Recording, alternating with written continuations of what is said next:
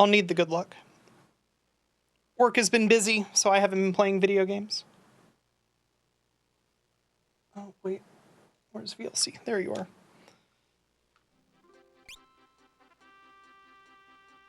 In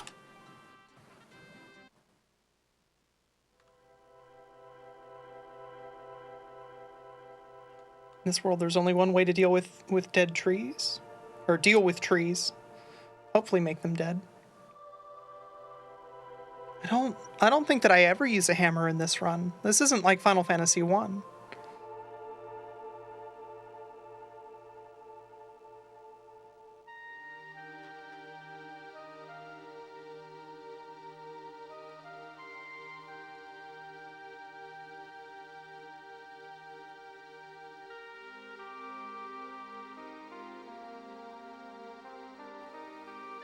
Alright, prediction is up. Place your wagers now.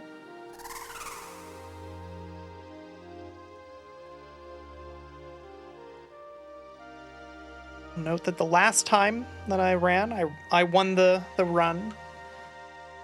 Before that, I forget what went wrong. Something went wrong early. But any one of those options could easily be the one where the run ends. We need more hammer action in our Final Fantasy speedruns. Yeah, at least in classic Final Fantasy, I feel like hammers got phased out and haven't come back. Rods and staves are almost kind of like hammers. They're really wimpy hammers, right?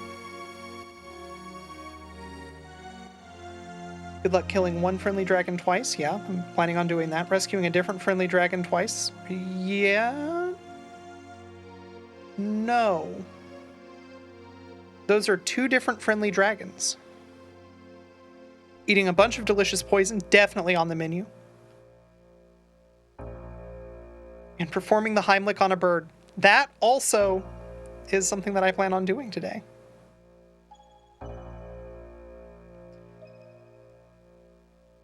You voted to believe. I better not disappoint you. Gonna do my best.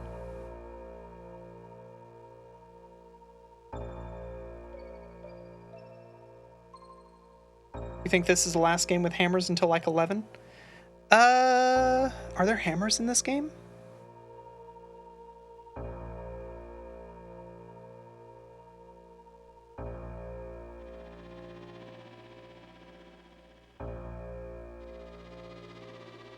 Zerkers use hammers. Okay. I believe you.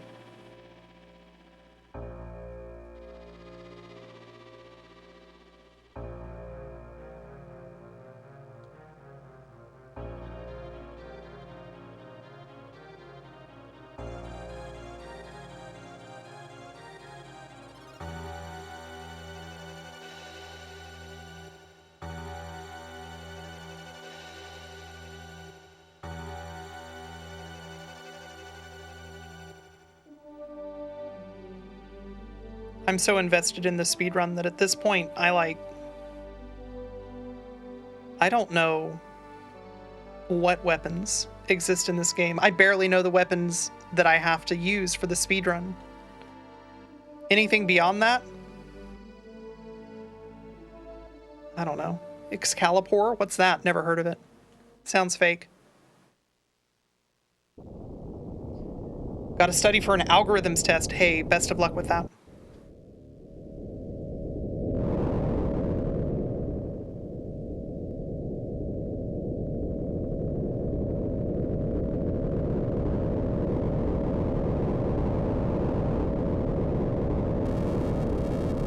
Whatever you do, don't get a big O.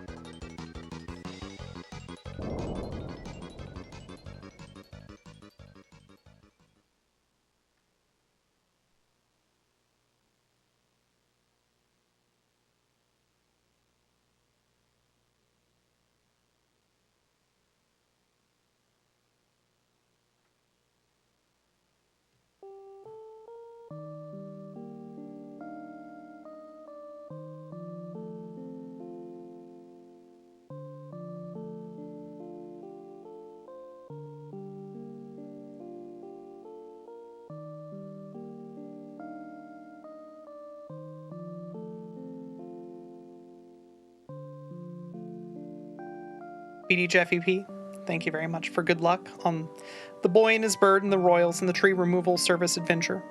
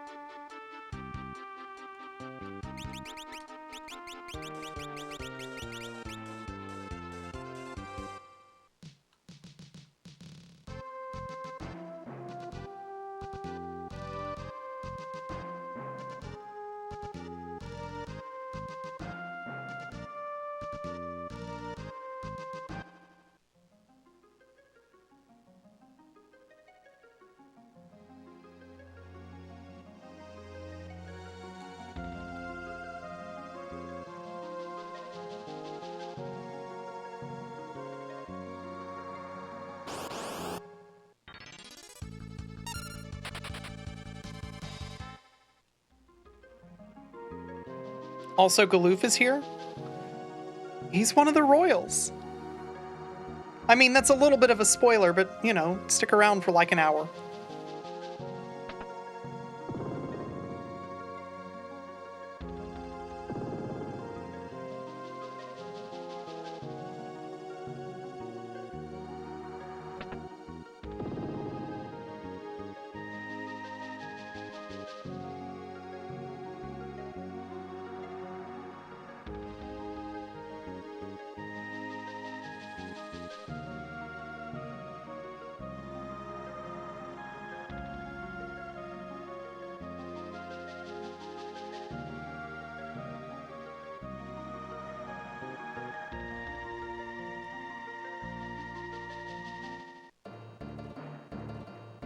You know, it occurs to me, and it really only just occurred to me, that the Warriors of Light, which I assume is what the modern Final Fantasy V heroes are called, I assume, mirror the Warriors of Dawn in that way, because I think everybody's a royal, right? In the Warriors of Dawn, except Butts' dad.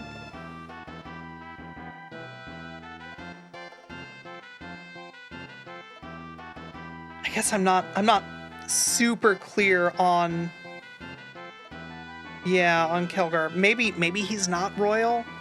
He definitely seems like the leader of the group, right?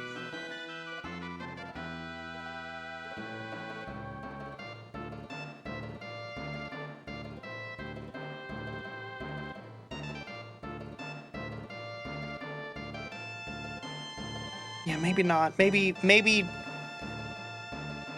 there's more royalty in the new rendition. Yeah, dude, how's it going? He's in charge of Werewolf Town. I feel like that counts.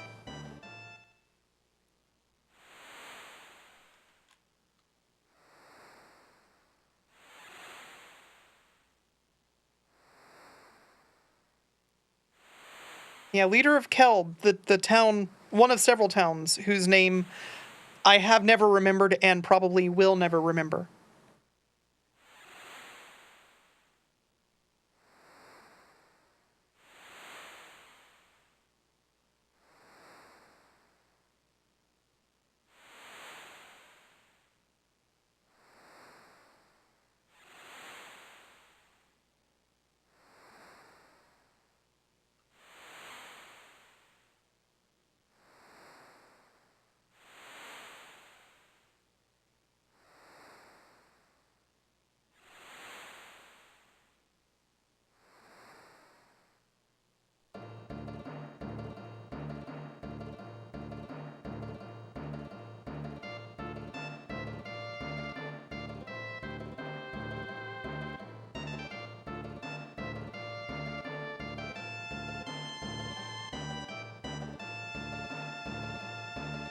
Would be hard to build a kingdom with paws? I don't know, they managed to build a walled city just fine. Like, that city stayed adjacent at minimum.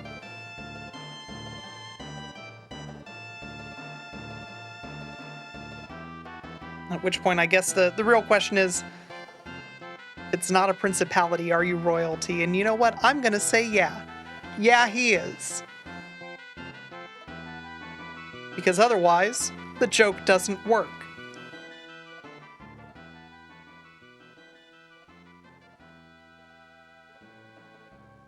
I just realized everybody's contributing to the Final Fantasy VI SNES 9X challenge. Final Fantasy V has been met, hasn't it?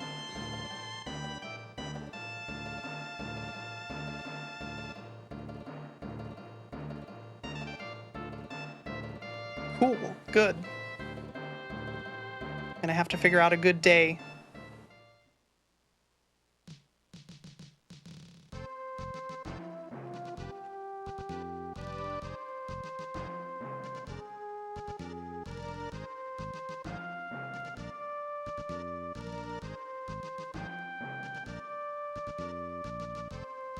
Yeah, we've already done Mystic Quest. I have not yet experienced Final Fantasy V through ZSNES 9X. So maybe that's a Friday thing. I feel like Friday's probably a good day for it. Give people a chance to be ready for it. I don't want to just spring it on folks out of nowhere.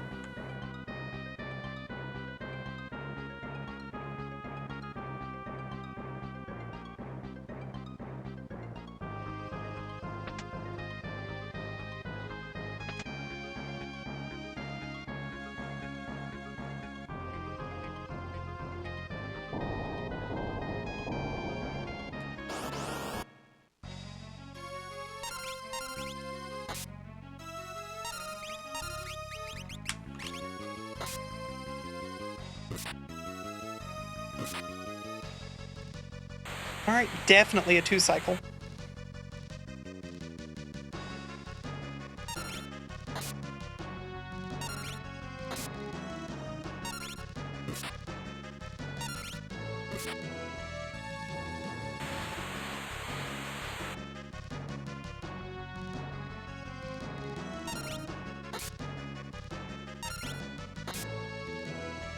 Extra attack, though, that's rough.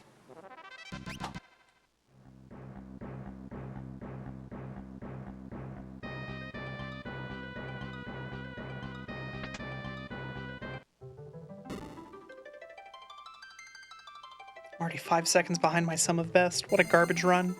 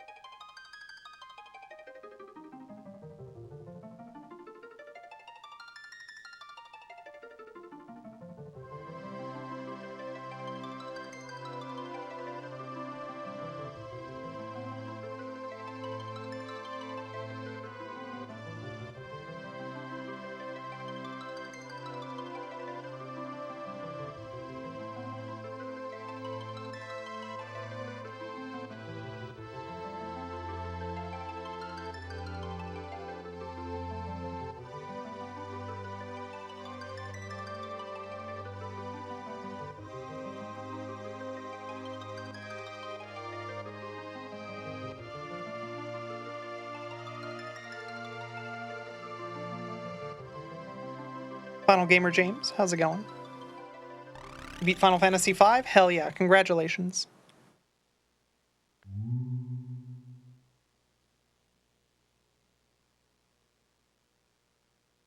You've achieved peace. But at what cost?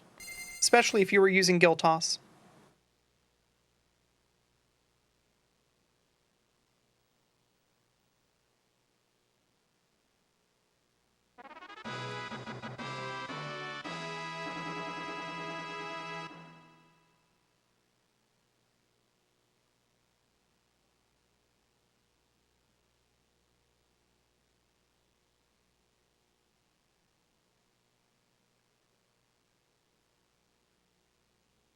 Power Flapjack, thank you so much for 16 months.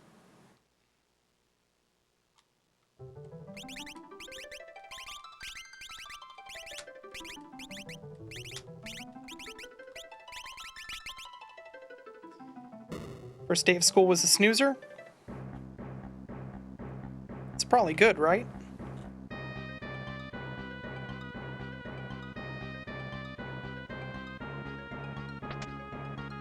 Like, if the first day is exciting, that doesn't bode well for the year ahead.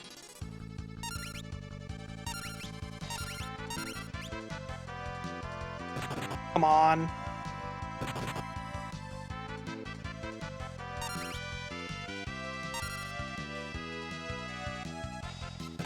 Please?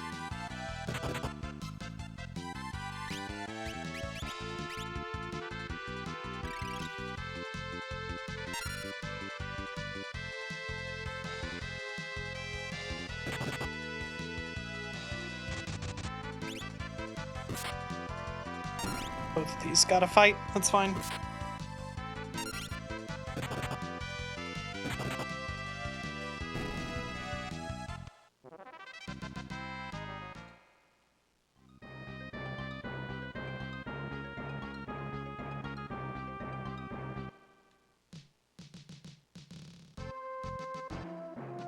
Right. I need to pick up the potion. So, real minor time loss on top of already some time loss. That's okay.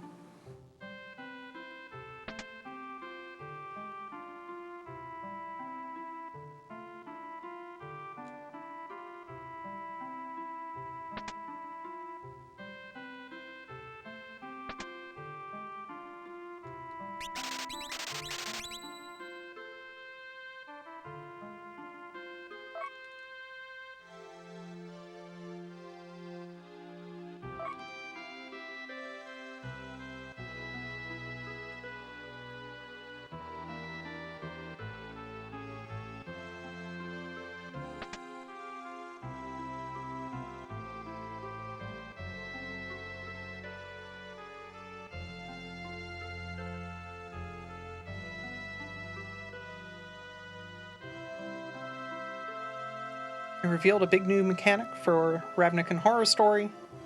Split cards, but enchantments. Okay.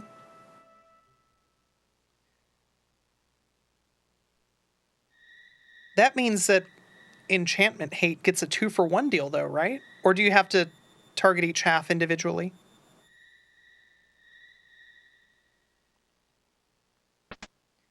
Torakasi, how's it going? Good to see you, friend. Okay, so it still counts as one permanent, so... Yeah, you get a 2-for-1 deal for any Enchantment Hate. That seems okay. You just gotta hope that you're playing best 2 of 3, because Enchantment Hate lives on the sideboard, right?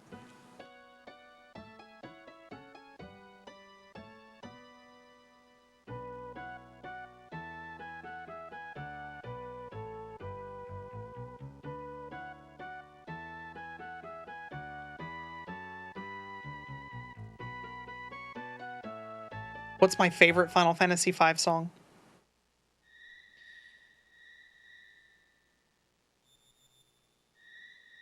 My favorite Final Fantasy song, period, is Prologue. Which is really convenient because you can ask me what my favorite Final Fantasy song is for any of the Final Fantasies on the 8 or 16-bit consoles, and I get to answer the same song. If we're disallowing Prologue and Prelude, probably Battle, or specifically Battle on the Big Bridge, not the regular battle theme, although this game does have a very good regular battle theme.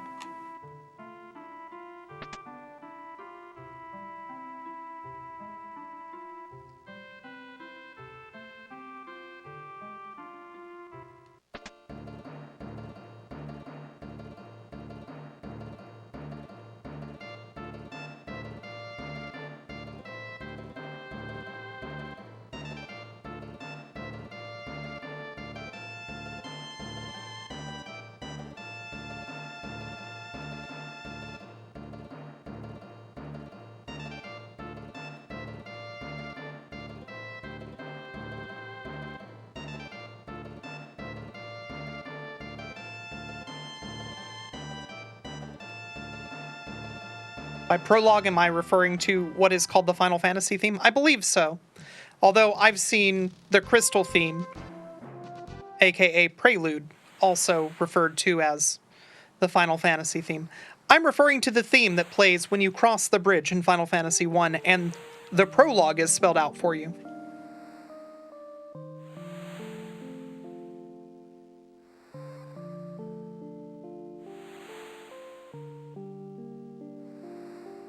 That's what you're thinking of too. Yeah. Best song in Final Fantasy. Hands down. It's why they keep putting it in Final Fantasy games. Uematsu calls Prologue Final Fantasy. I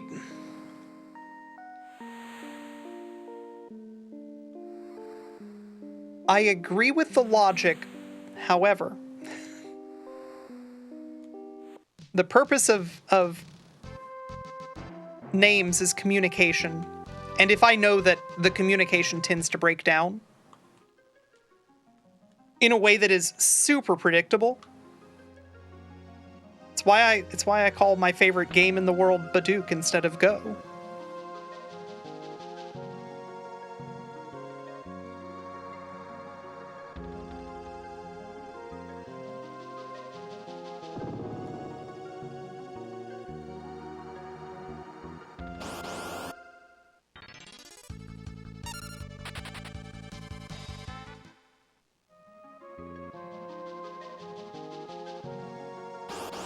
Oh, that's really funny. Because I used that potion, I don't think that I can heal Ferris.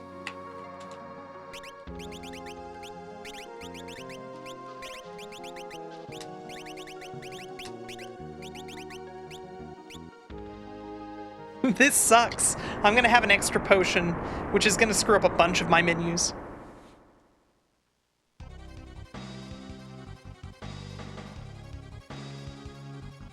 You're just gonna call Prologue, Prelude, Final Fantasy theme, song that may play when you fight Sans. That's perfect.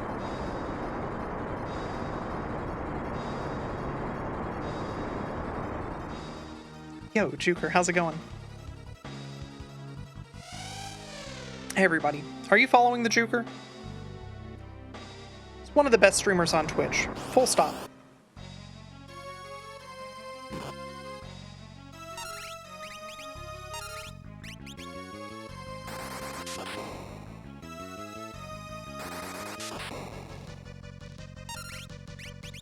Right now, I think that everybody here should both be following the Juker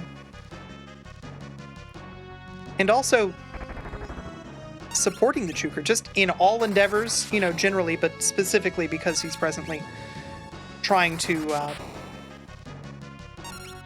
move on really short notice because, man, landlords, huh?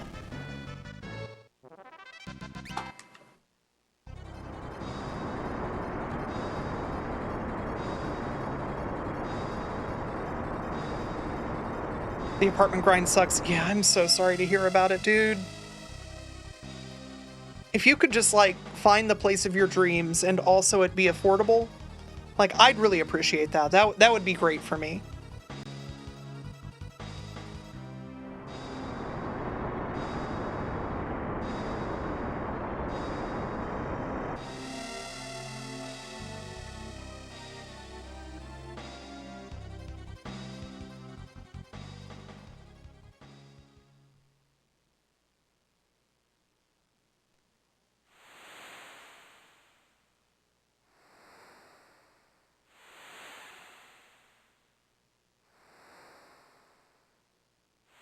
Can I believe how cartoonishly evil it is to buy a building, fumigate it this week, and then knock it down anyway next month? No. No, I genuinely can't. It's fucked.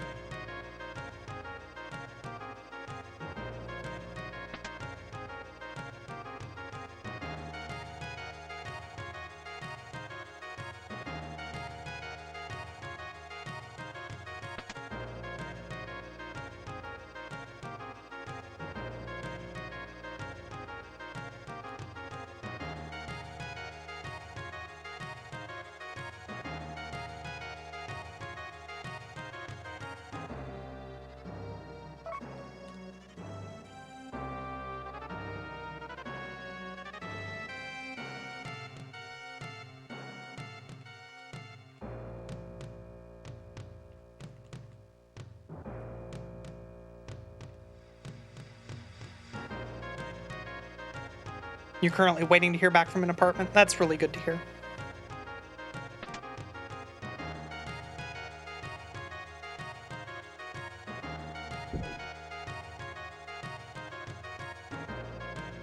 We'll do Thai Tuesday, Slow Beef, and just review the next Magic set.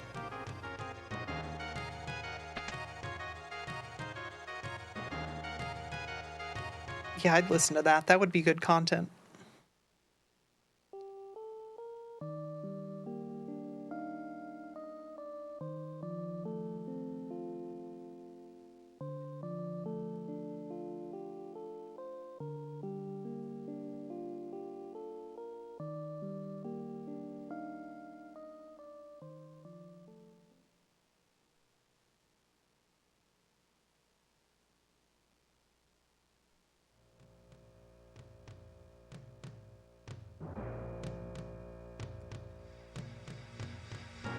Going through your video game consoles to pare them down. I'm not sure that I would go from a PS1, PS2, and PS3 to just a PS3.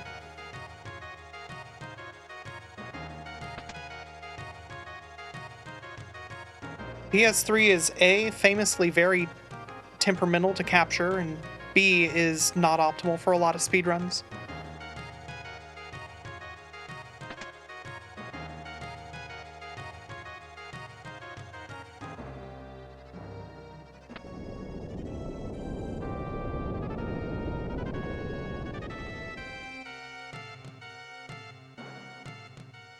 You figured out how to capture a PS3? Yeah, the problem is that the moment that one piece of hardware dies, you have to start again from square one. It sucks. The story of capturing games on the PS3 is dire. Yo, Power Flapjack, thank you very much for 100 bits. Story time. A few years ago, there was an enchantment called the Meat Hook Massacre. I remember that card. That card was during one of the very few times, like the narrow slices of time that I was playing. It was a busted card. Yeah, I remember preferentially picking it and going mono black in drafts for that reason. Eventually banned, that's harsh but fair. The upcoming set is a contemporary horror set. They made Meat Hook Massacre 2. Hell yeah. I love the ending to this story. I was a little bit sad when you said that they banned the card that basically always caused me to pivot into mono black. But then there was a happy ending in that story, and that's pretty cool. Am I losing more? Oh, no? I shouldn't be losing like a lot of time. I guess Siren technically is going to be deciding if I lose a bunch of time.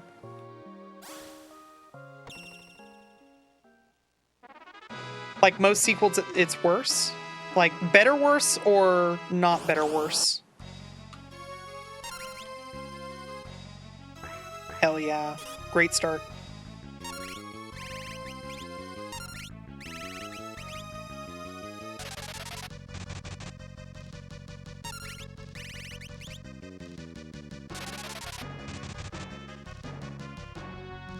It costs twice as much. Okay, so like actually worse. Alright, that's not my favorite, but this is fine.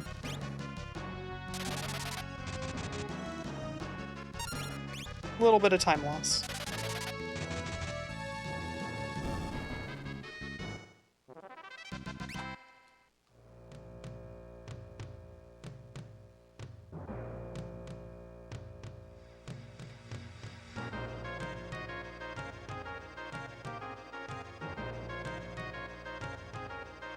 Meat Hook was XBB. Yeah, that sounds right.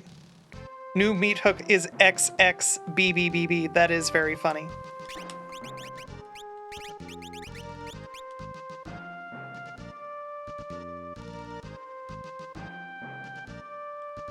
Is that right? Yeah, it is. Okay.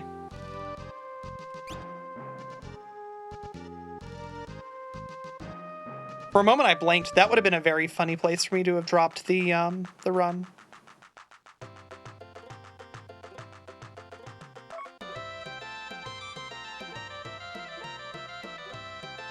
All of the townspeople are moving weird in this run. I'm terrified of Karnak.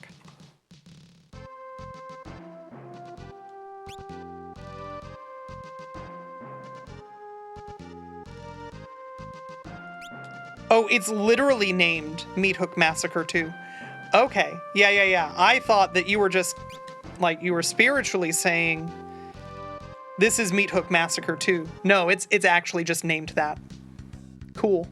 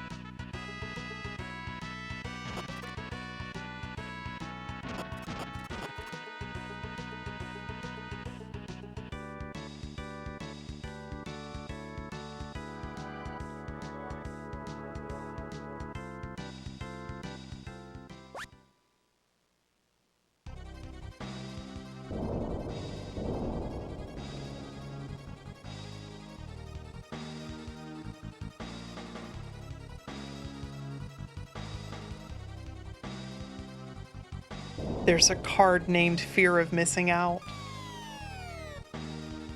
Powerful.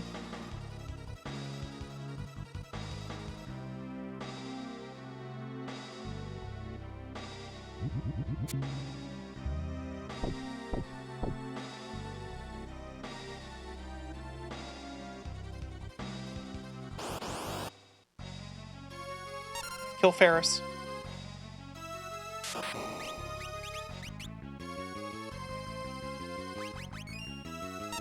Ferris.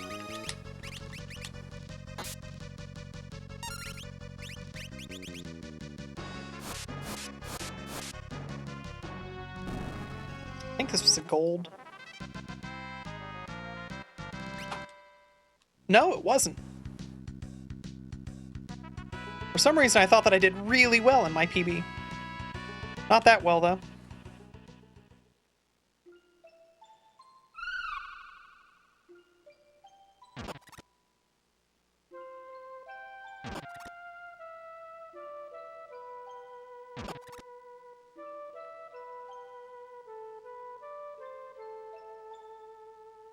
There's also a clown serial killer called the Jolly Balloon Man.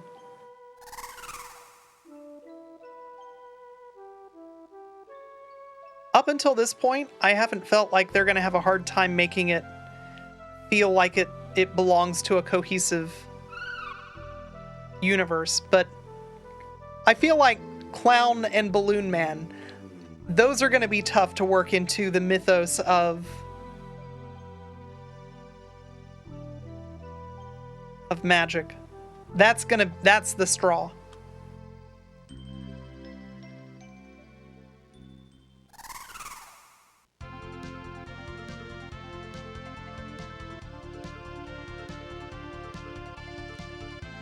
Cards really peaked with Jolly Balloon Man.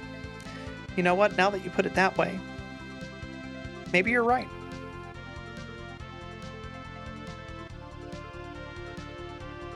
Meat Hook Massacre 2 looks fair. Yeah, Bad Road, that's why I think it sucks. You know what cards nobody plays in their deck if they can help it? Fair cards. Fair cards is for other people's decks. I'm not here to play with honor. I'm here to make you lose.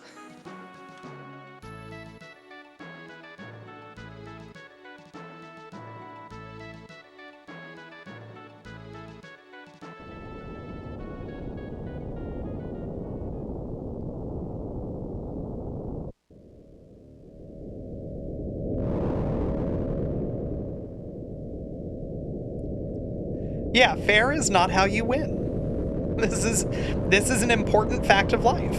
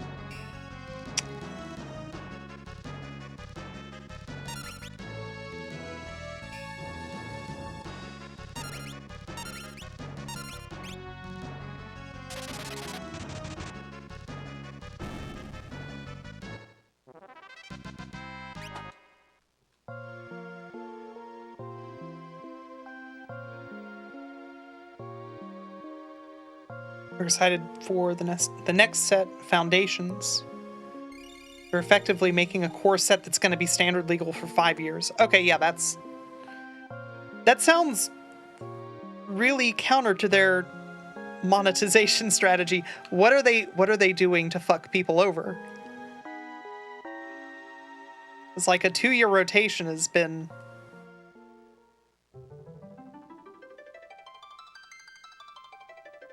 like that's eternal.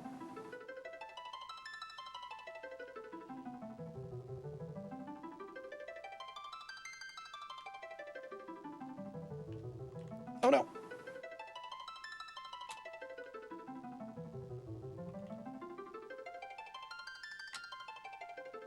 Terrible movement. 2 things. 1, it's 3 years now, and 2, this is the one exception. Okay. Everybody say goodbye to Texas.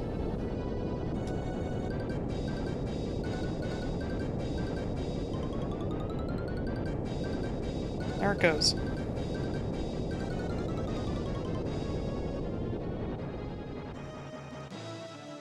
Total tangent, you keep seeing people play Deadlock and going the old strategy game from like 95. That was squarely in the period of time where I wasn't really playing video games. I don't know what Deadlock is. The old one. The new one I've heard of. For obvious reasons, it's not a game for me, but yeah, it seems like everybody's having a ton of fun with that game.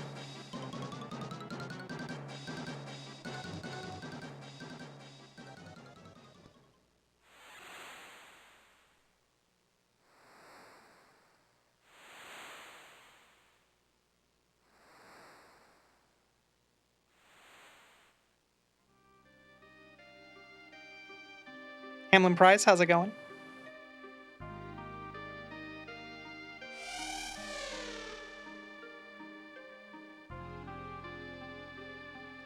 Yeah, I guess that's the other thing. If Foundations is going to be legal for 5 years, that's going to be the temptation in order to keep sets moving, or in order to keep cards moving, is to have pretty damn rare cards with a pretty good power level.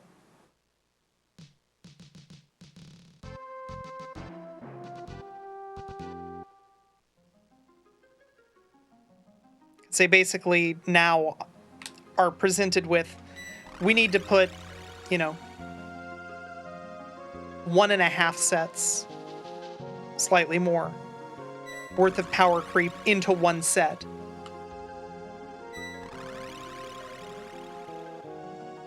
Deadlock Planetary Conquest, turn-based strategy computer game by Accolade. Oh, cool. Story revolved around 8 races' struggle for control over the planet Gallius 4, which came to a deadlock. So it's sci-fi Masters of Magic is what I'm hearing.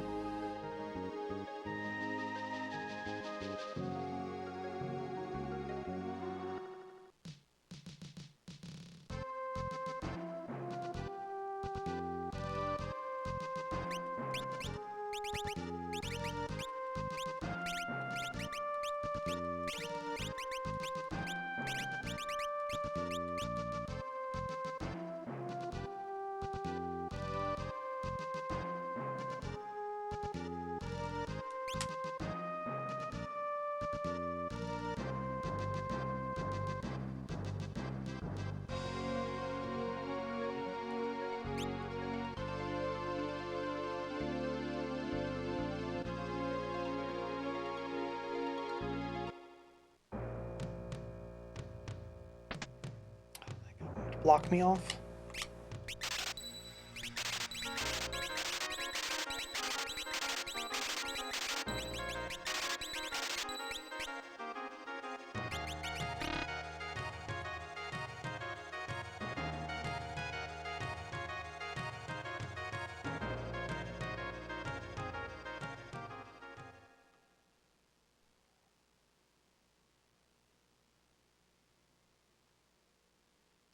You think it's also a matter of printing some stuff in a set so they don't have to do it over and over?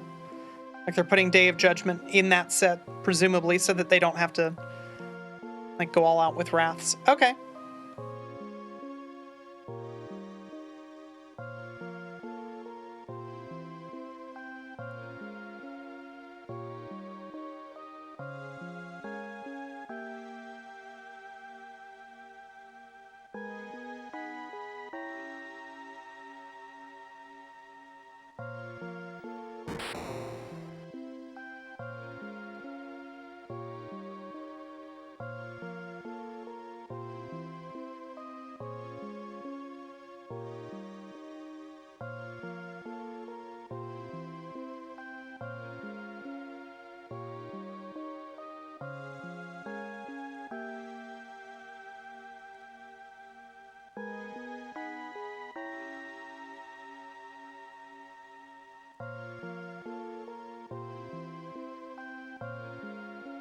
Deadlock 2 was specifically responsible for a lot of your computer time when you were young?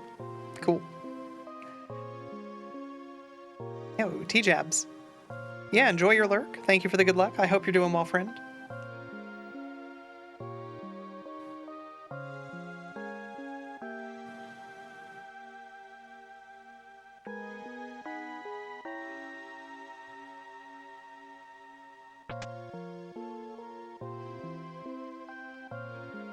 Couple of cute cat cards. One is a lion, which comes with a baby lion with the flavor text, "One day the future king will protect a pride of his own. For now he defends his family from the terror of the swishy tail." That is cats to a T. I love it.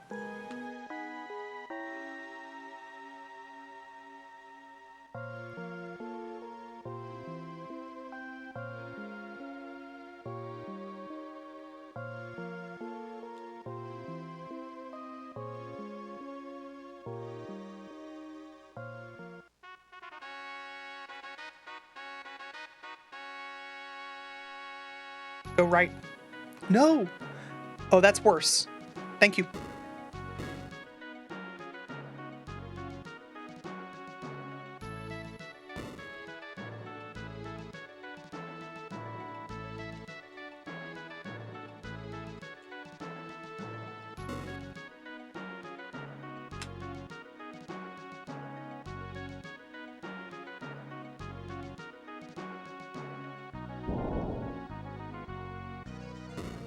So it's not that I was in danger of going off the step route.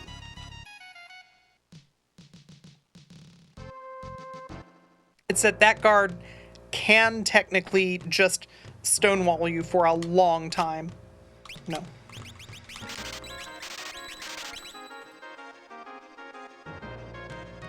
You can end up sitting there for, if you're particularly unlucky, upwards of a minute, just while he keeps on deciding, I'm gonna walk up into the one tile gap for you that you have to go through to get to the door. It sucks.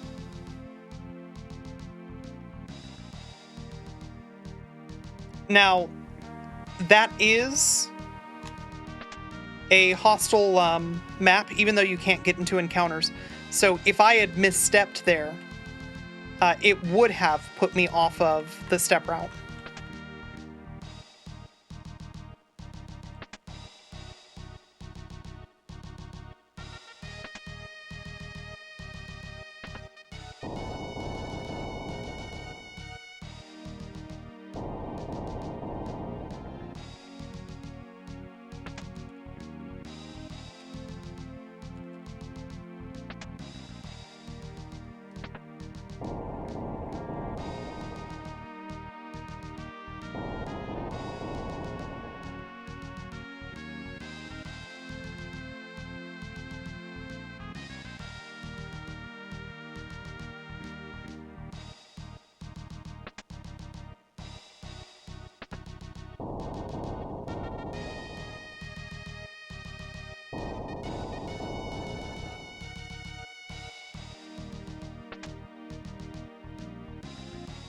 You need to go on a rules deep dive to see how rooms deal with blink effects.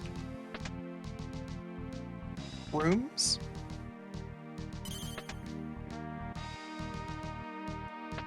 Is that one of the card types from the D&D set?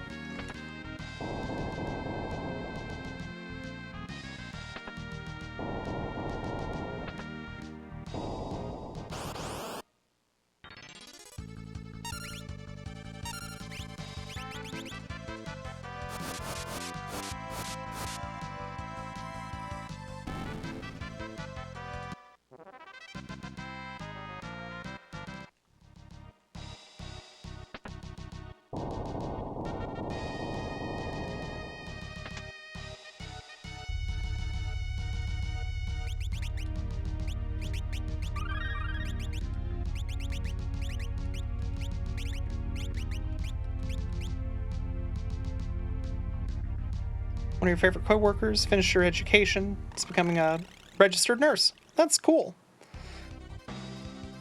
You work at a hospital. There's spots open here. What does it say that she doesn't want to work here? Probably that she got a shit offer.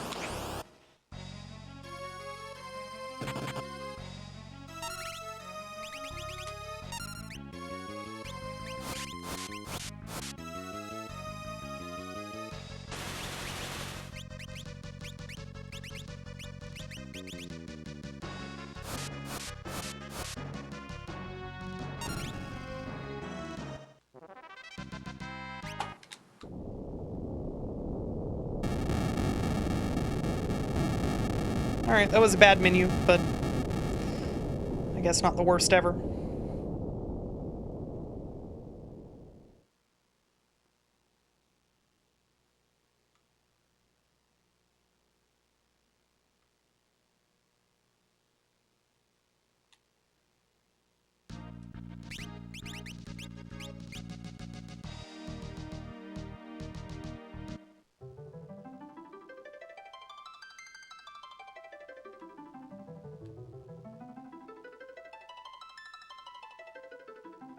If a room card enters without being cast, say because it's returned to the battlefield from your graveyard, put onto the battlefield some other way, sure.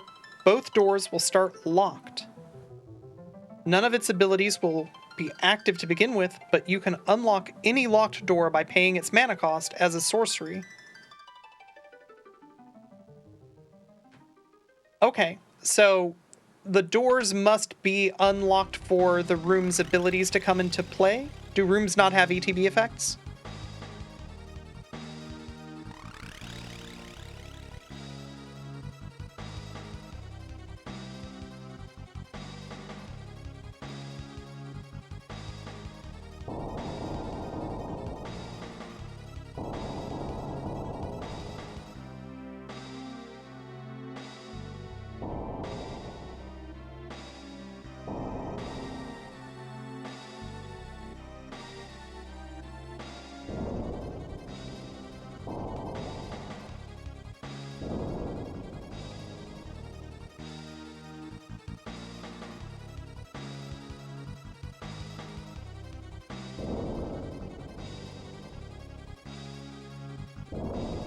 There's a mechanic that cares about rooms.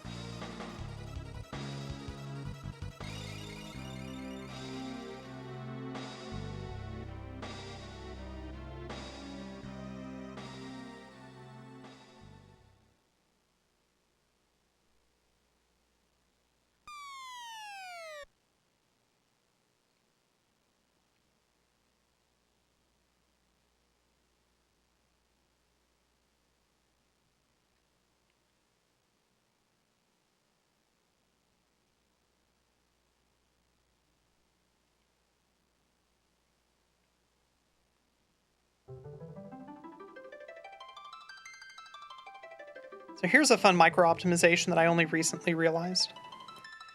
Because this segment forces you to have running speed no matter what, like whether you want it or not, I can use Turbo B.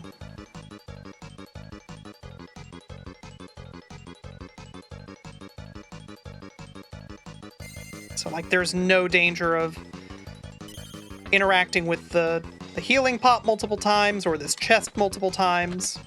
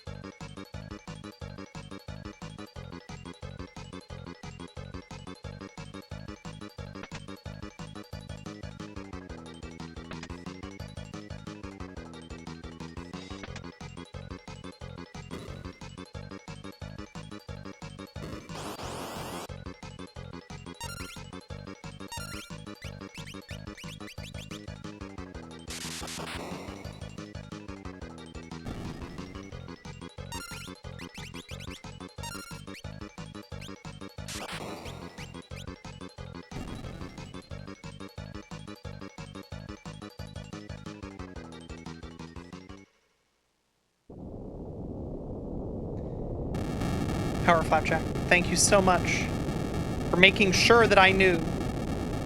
I better bring it.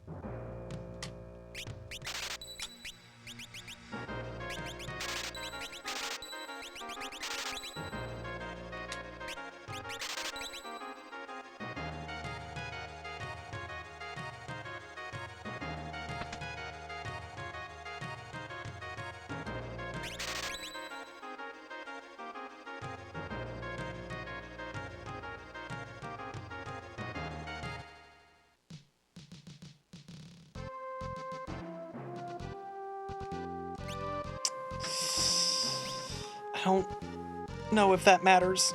I might have just killed the run. We'll see soon.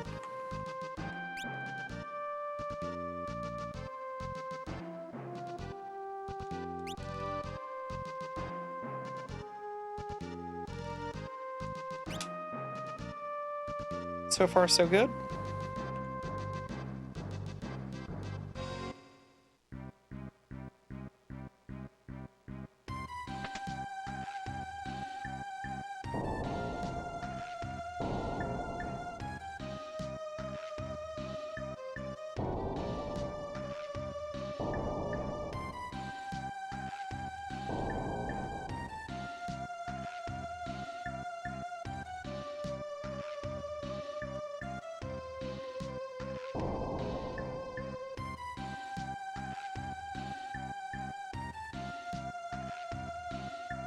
I think we're okay.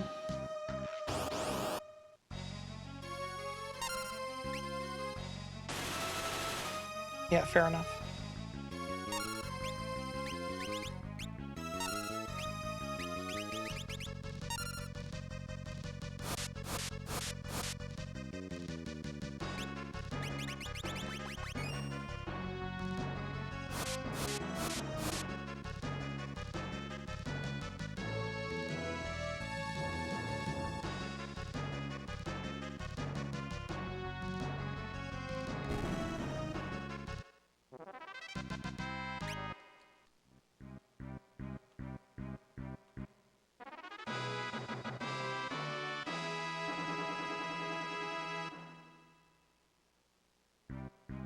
There's Bloody Mary and Beetlejuice references in the set. That kind of rules.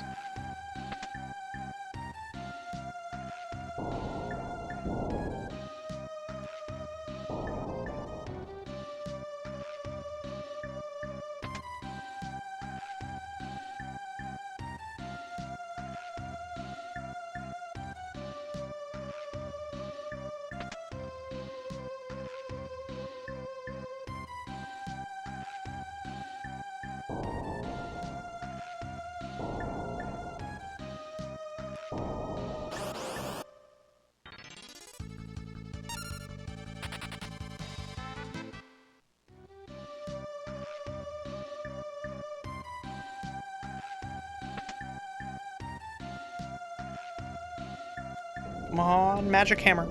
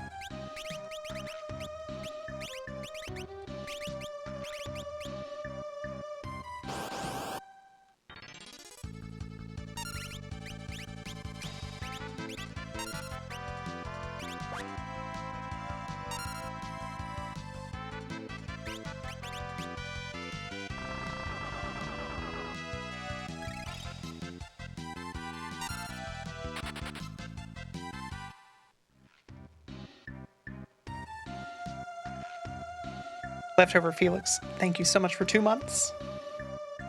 Got a good item on retro achievements this morning. You gotta tell us about it. You can't just say something like that and not take the God-given opportunity to brag. It's bragging time.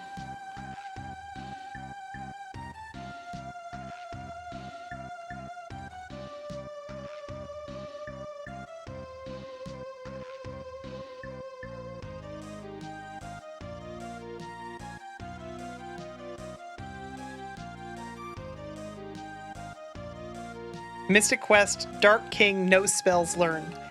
That sounds rad. Hell yeah, congratulations. I hope you had fun with it. Yo, Dubs, how's it going? That's true, these are some really red splits. I've got a lot of time saved later on, though.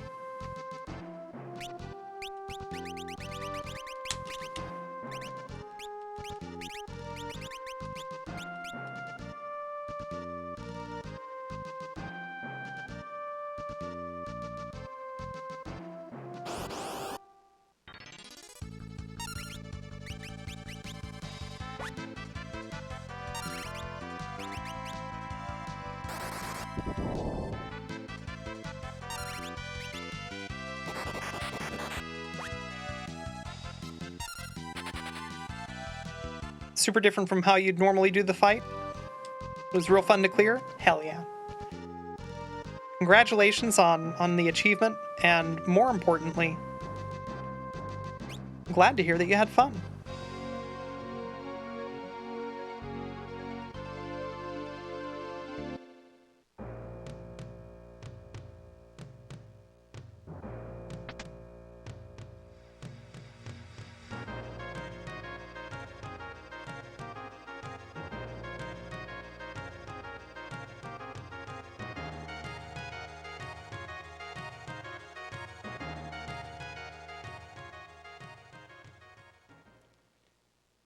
Yo, Hoot, how's it going?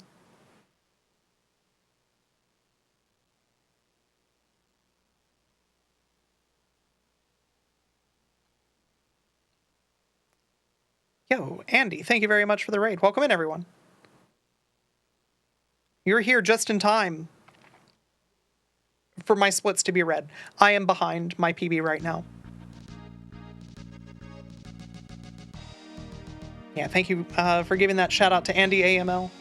Anybody who's hanging out here, if you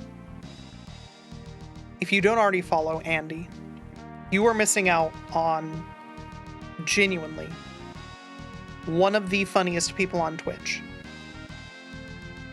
Just an amazing entertainer. You should be following Andy. And right now, there's a little thing at the top of chat. You can just follow him. It's easy.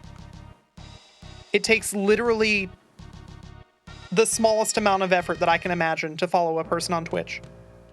Right now, for you. And it's free.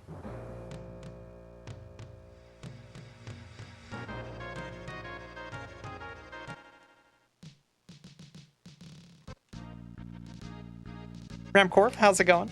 Welcome in.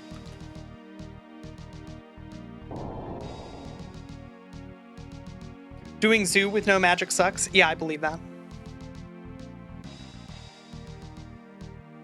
Yo, Bridget, how's it going? Yeah, you don't even have to leave the page. It's just a little button.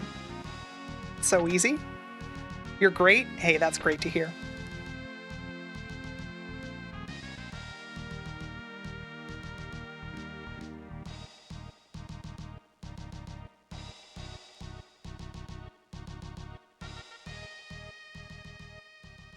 And while I'm in cutscene land and I'm spending my energy shilling for my friends, hey everybody. T-Jabs and Dr. Dubs, also both in chat, are people that you should be following on this website, twitch.tv.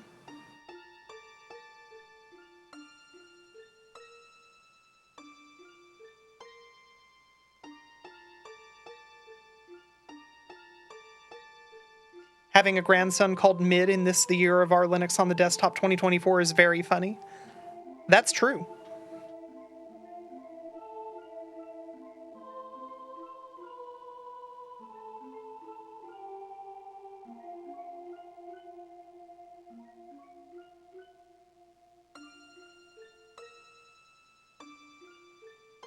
I can imagine the conversation. Hey everybody, great to meet you. I work on airships. My name is Sid, and this is my grandson, Mid.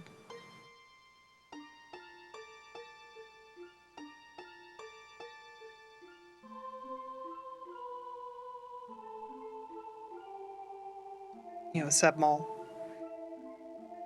Continuing the trend of, I'm going to just chill for all my friends. Hey, Are you following Sebmall?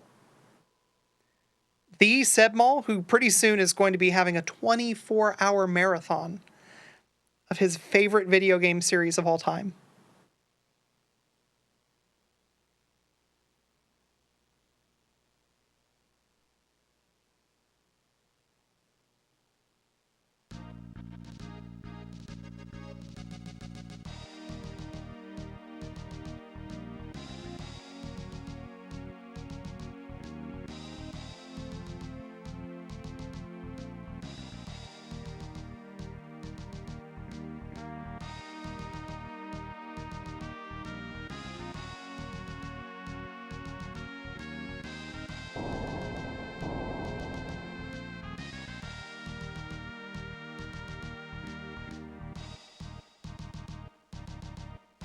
Sid, if it's Sid and his grandson Mid, is the son Hid.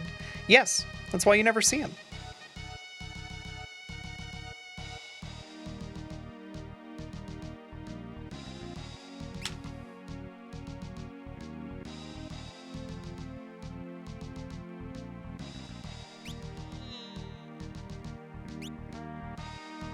I think I had to do that. This might be dead.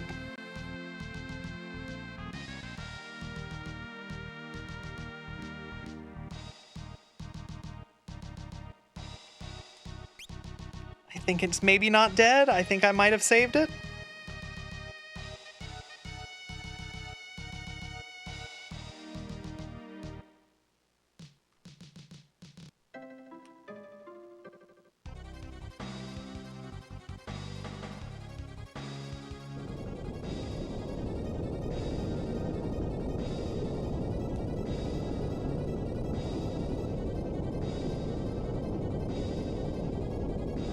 Well, at least we're going to get to one of the most important parts of the speedrun. I know that people want this. I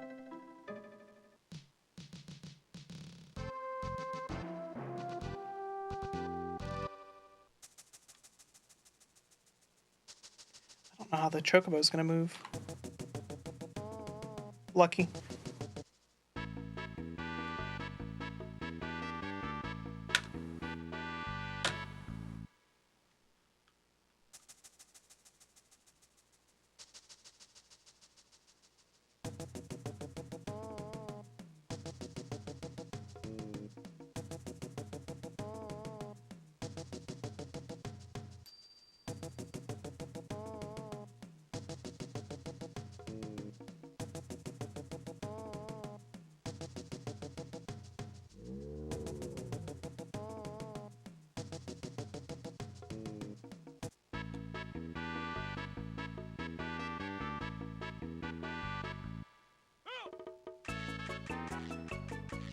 Jeffy, Power Flapjack, Parked Car, thank you all for the large bird.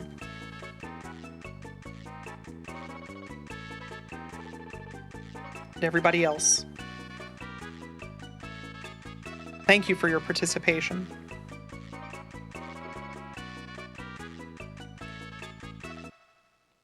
It's very important that everybody participate when that song plays.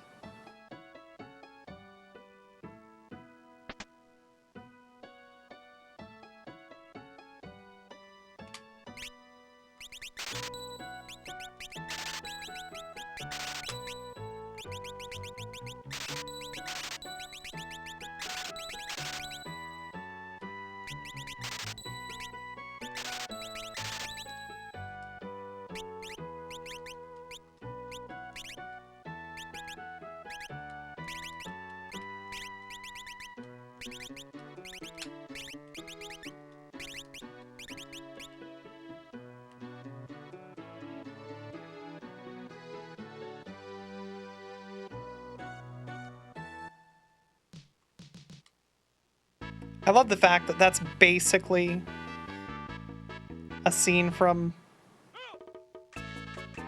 any American mall, you know, circa the mid-90s. Some kids show up, buy a bunch of ninja costumes, put them on and leave. Classic.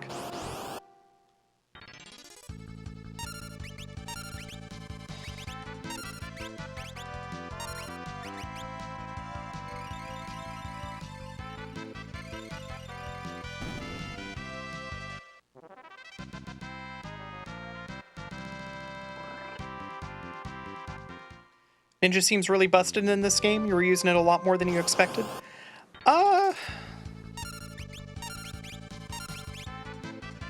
Other than using it to set up for duplication, the speedrun only uses it very, very briefly. It gets outclassed so quickly. Though it is very useful for being able to cheat.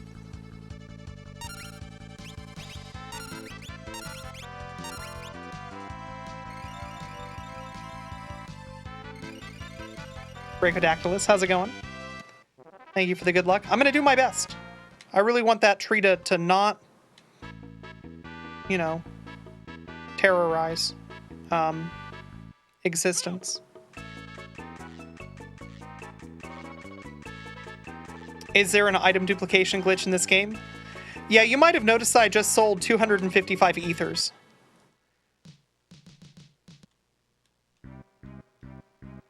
And that's why I now have more money than God.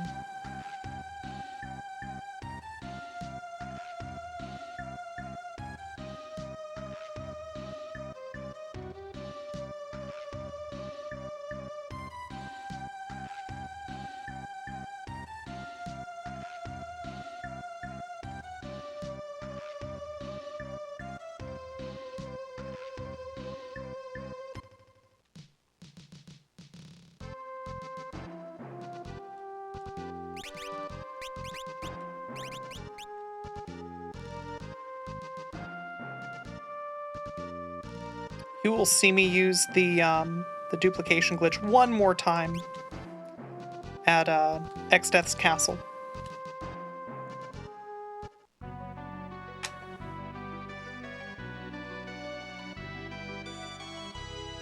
Aside from Sketch, does 6 have dupe? I don't think so. I think the fact that North America only has 255 item slots breaks a lot of the weird glitchy behavior.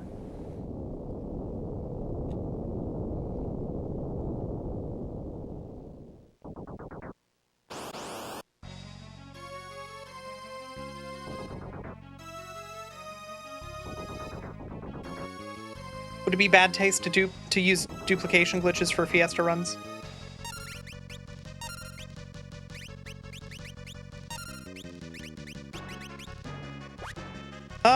I think it's usually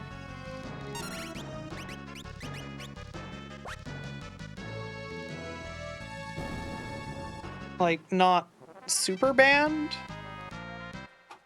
Oops. I wish. It's just you have to roll the right collection of jobs to be able to do it.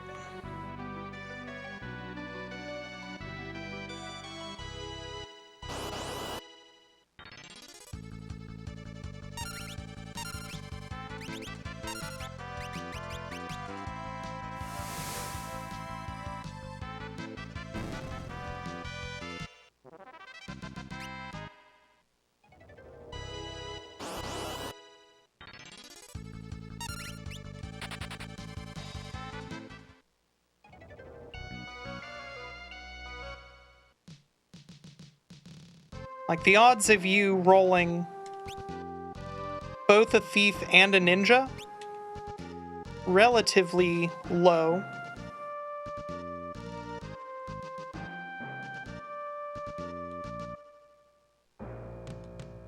And then after that, let's be honest, rolling a thief and a ninja is fine.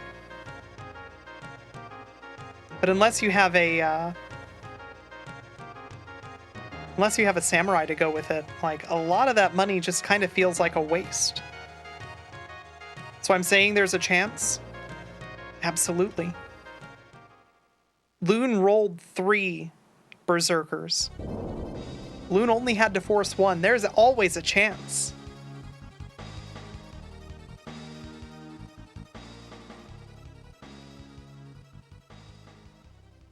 Yeah, you're not allowed to skip Ned.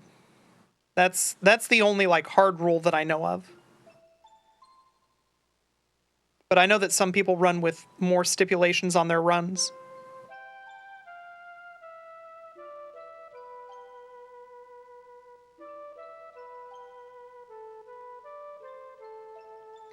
I still can't believe that Loon only had to pay for a single berserker.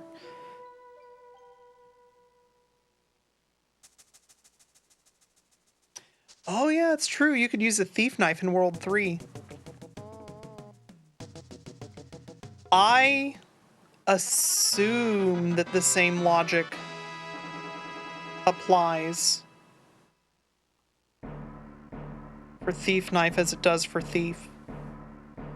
It's also worth pointing out most people run either GBA or Pixel Remaster. Neither of which I don't think have the duplication glitch that Super Famicom has. So you have to do different ways of cheating instead.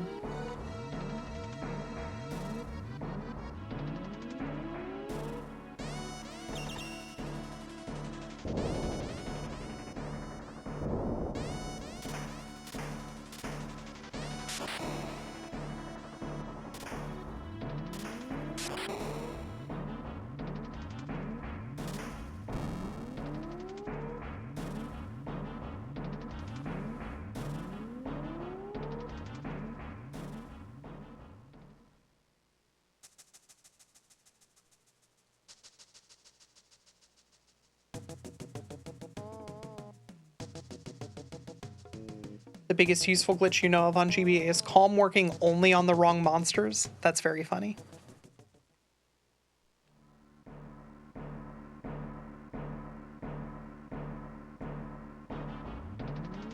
Pixel Remaster is allowed on... Yeah, Pixel Remaster is allowed for 4-Job Fiesta. I want to say this year I've seen more Pixel Remaster than anything else.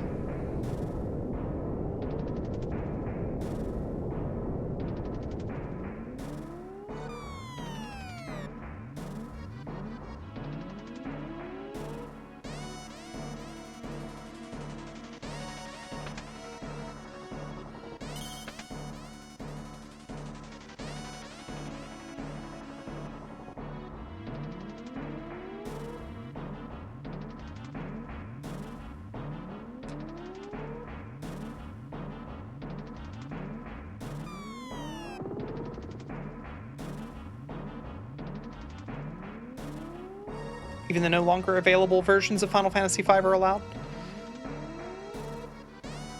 What versions are those? I didn't know that we have like lost versions of Final Fantasy V. That's very funny.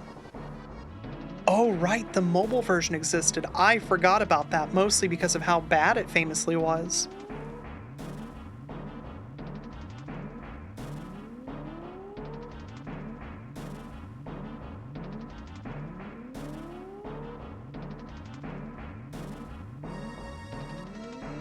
Reverend Gumby, how's it going? You'll be a long-standing holdout for the GBA version? Honestly, other than the fact that, in general, Square was not the best at getting the GBA to sound good, I think the GBA version was fine.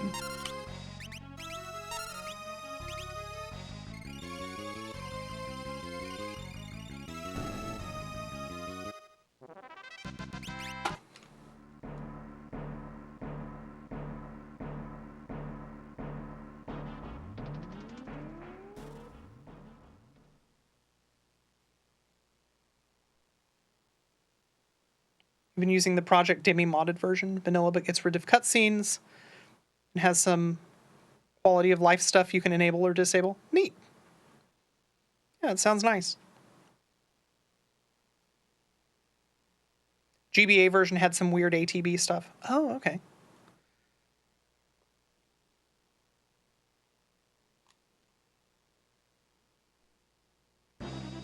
There's a patch to improve the GBA music. Yeah, it makes sense.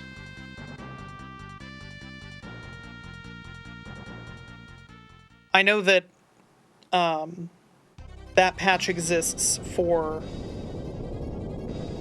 the for Final Fantasy VI on the GBA, and because of that, for a very long time, the GBA build of Final Fantasy VI with that patch tended to be recommended as the best casual experience of the game. Oh god. That was bad. That was embarrassing movement.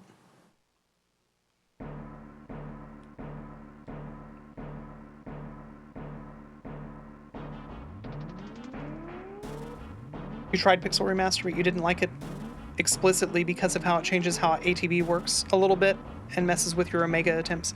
Interesting.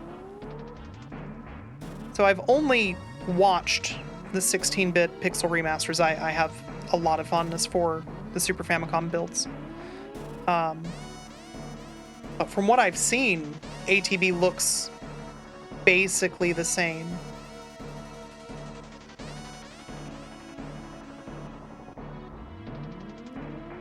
The best for 6 is Super Nintendo because you get cool shades. That's true.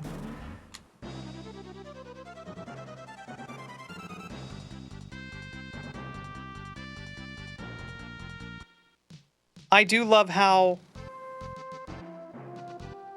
there are entire spells and stats that just don't work in Final Fantasy VI on the SNES. It's great.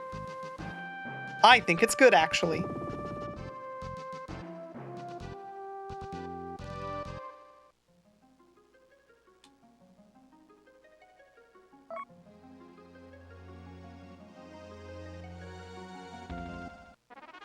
God, I hate that face.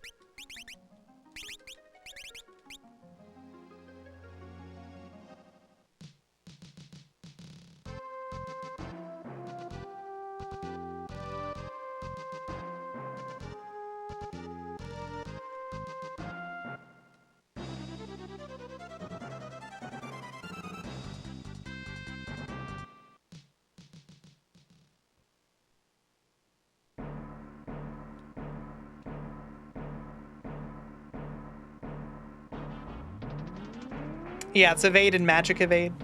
So, like 10 years ago, the Final Fantasy VI no sketch speedrun at the very end used to have you just stack, absolutely stack, magic evade on Celis, get everybody else into critical, and give her the oh, I forget the name of the thing that turns her into a knight so that she just jumps in front of attacks. True Knight, thank you.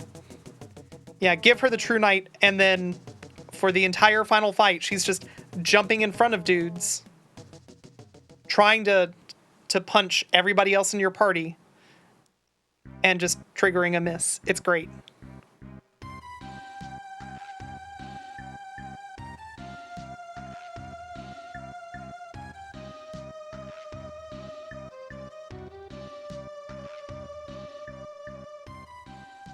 Nowadays, we have slightly better ways to deal with Final Fantasy VI.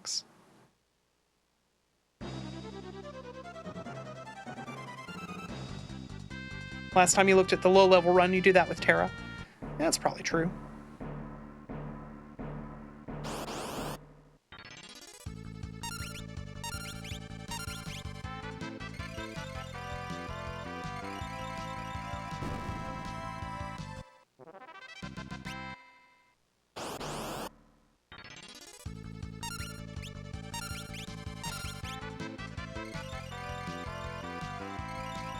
Yeah, nowadays we just drop an anvil on Kefka's head like a fucking Merry Melodies character. It's great.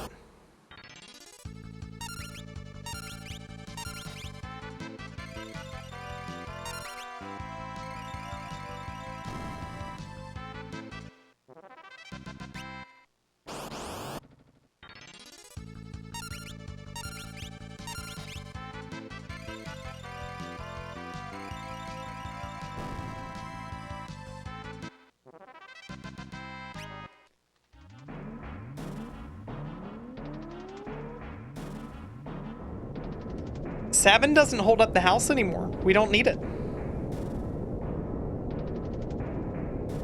Now we use the opera timer.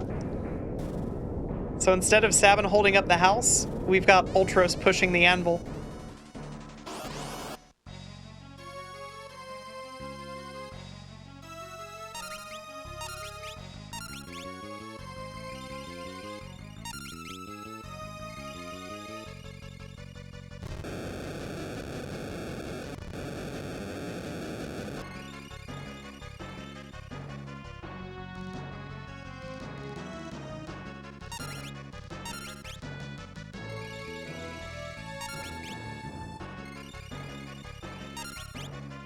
Thank you for the 100 bits. 7 points out to Kefka that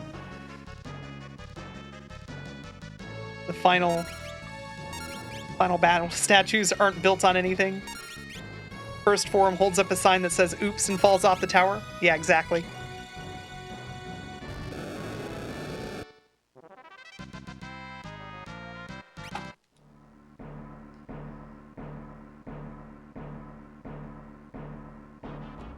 Just kind of consistently disappointing, huh?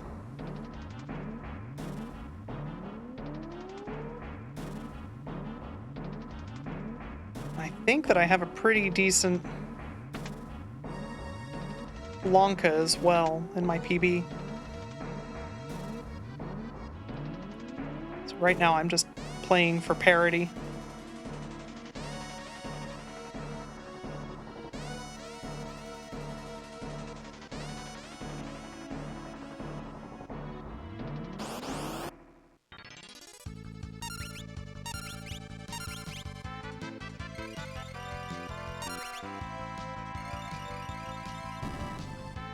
Yeah, Lonka, Pennsylvania.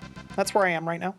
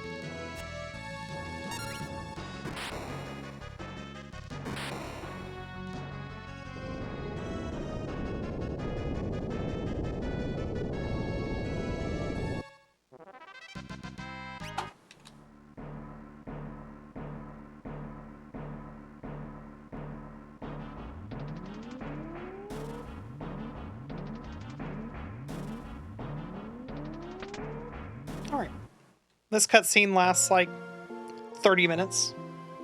So now's a great time to stretch your legs, get a drink, all that stuff. What did I just do to Archeavis? Okay, so we used Rainbow Wind, which casts Leak. So basically, Archeavis is losing hit points every tick. So what happens is the Archeavis fight, Archeavis basically is a bunch of different sprites, and they replace themselves with, different versions of the same enemy with different weaknesses every time that you reduce one's HP entirely. But if Archeavis is the one that reduces Archeavis' HP, then there's no counterattack to trigger the event to change the enemy, and the boss just dies. So what you do is, so you get his HP down as low as you safely can. The cutoff for being allowed to use fire in that fight is 1500 HP done initially. So I was a little bit below that, so you use a shuriken, you use a lightning scroll, and then you use fire if you can. And you cast Rainbow Wind. And for whatever reason, the way that the game's programmed, if you delay just a little bit every time that somebody's ATB bar fills up, for whatever reason, during that first couple of seconds that you have to be able to select what you want to do next, the leak status just turbocharges, and if somebody on my side had that status, you would watch just the HP start tanking every time that I was delaying. So I was doing that to kill him as quickly as possible. All right, I am going to be right back. Now's a great time, like I said, to get a drink, etc.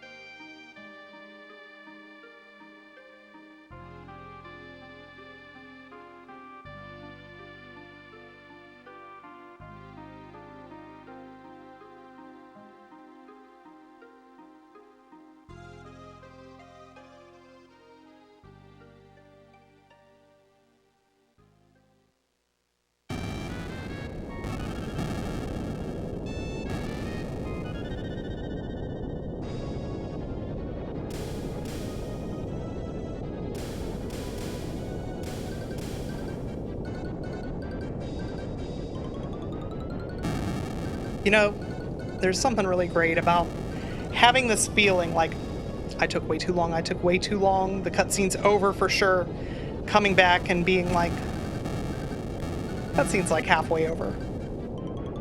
I'm good.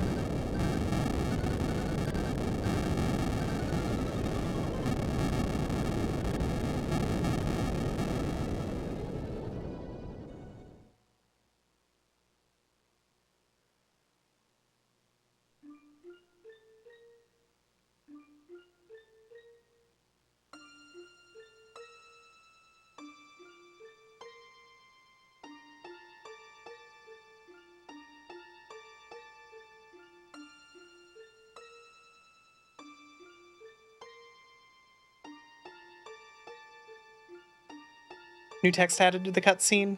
A Hideo Kojima game. No, this isn't that bad. Like, for anybody who hasn't been around when I've done SD Snatcher speedruns, the reason that people talk about playing a game of Mahjong is because that is part of the speedrun. It's a 31-minute unskippable cutscene during which I play a game of Mahjong with the chat.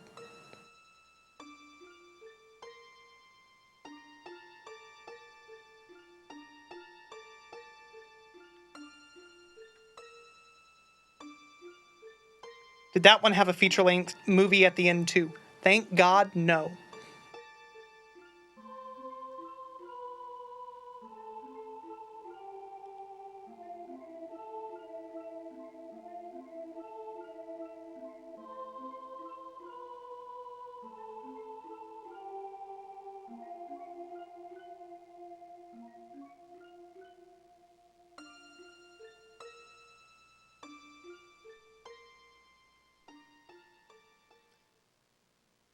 Need to schedule a weekend day to finish them? Yeah, they're genuinely very good.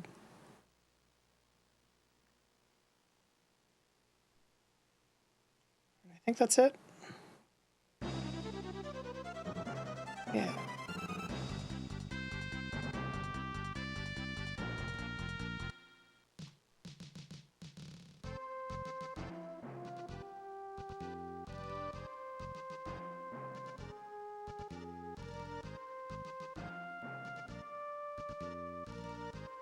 World record for Metal Gear NES is 2428. I know, I've looked at it. It's pretty clean, unfortunately.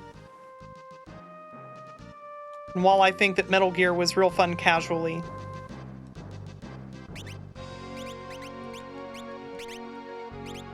what? No. There we go.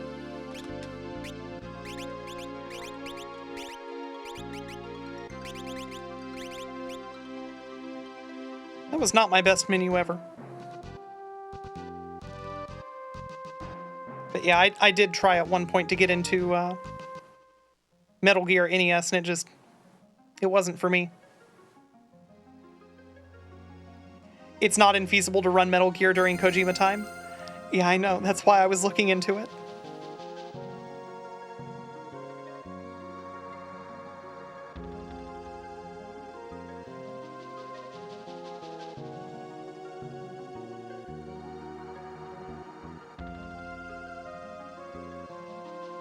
There is nothing that would be funnier than an SD Snatcher PB, which also contained a Metal Gear NES PB.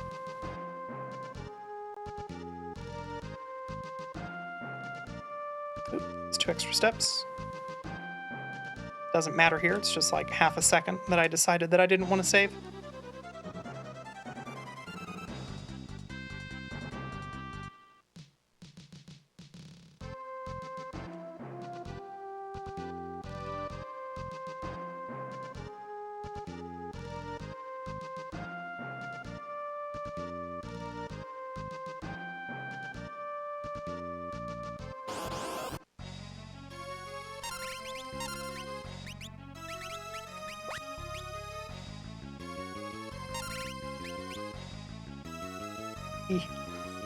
That was such a bad menu. I didn't deserve to have everything work out in my favor.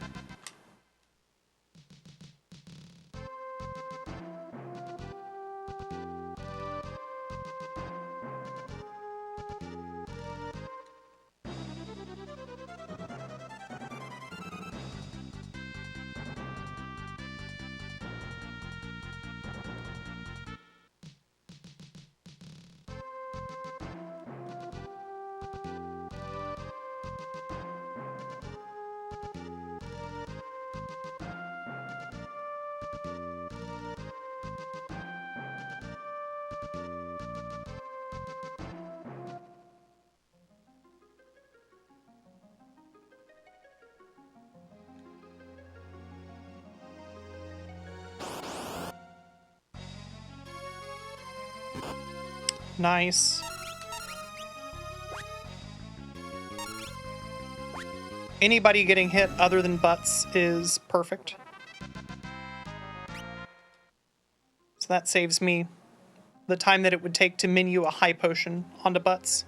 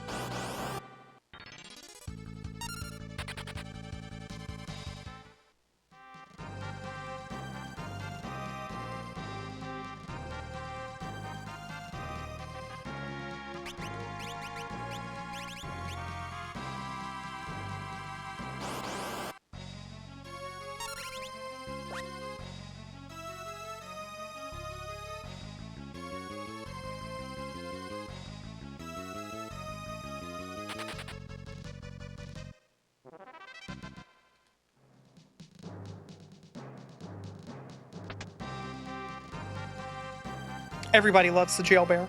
It's true.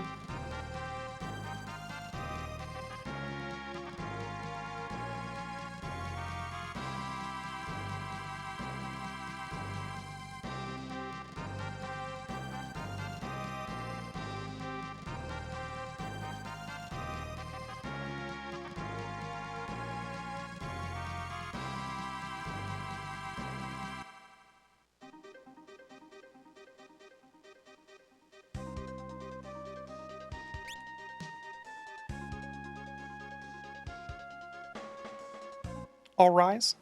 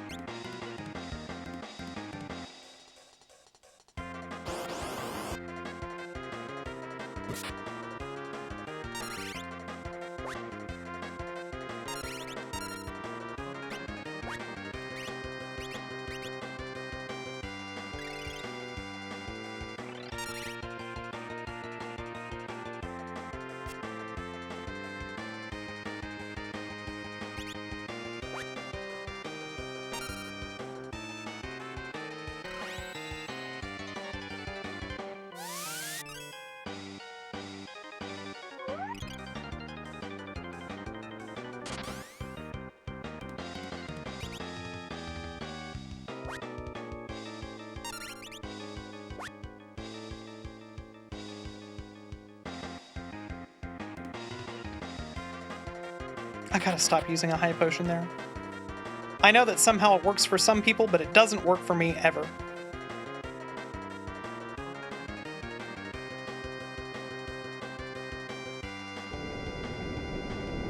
Jeffy, thank you for the big dance.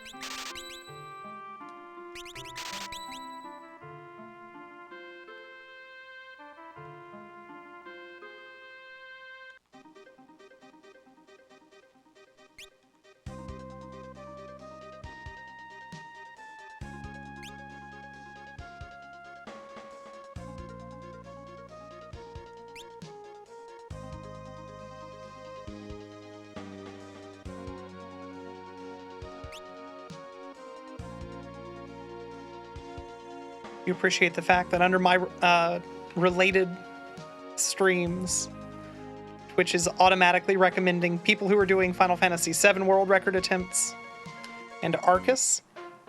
That sounds like some pretty good company that they put me in. I'm not going to complain.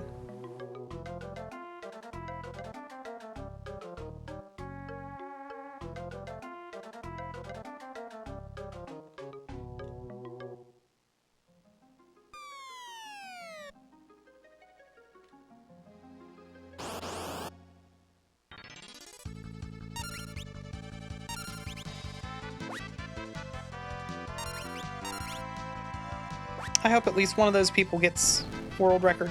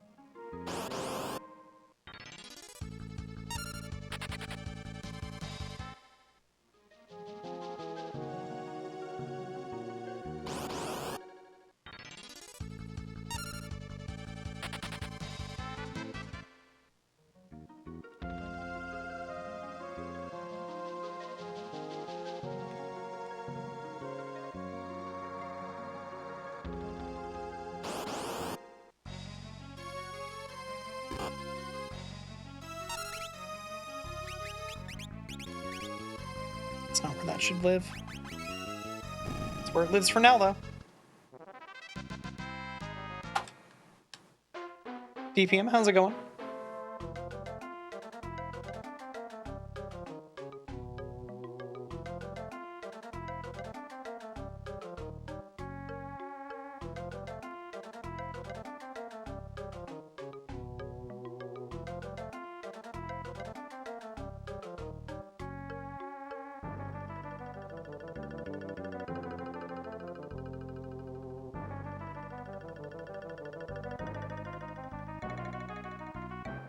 Why can't your recommendations be that good? Well, it sounds like it's specifically the recommendations as defined by people who watch my stream also watch. So I'm gonna ignore the Moogle's directions. You know what? Okay. No desert? Huh. Watch this.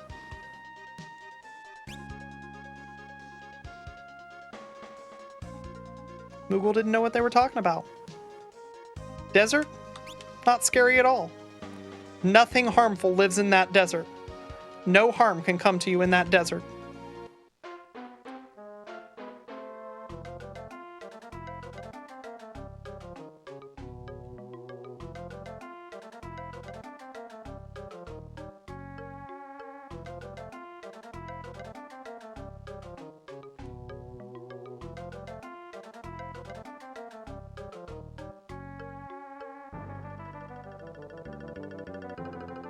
Liz and Spike.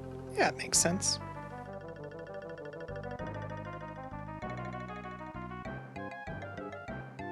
It makes a lot more sense than the other recommendations that you suggested.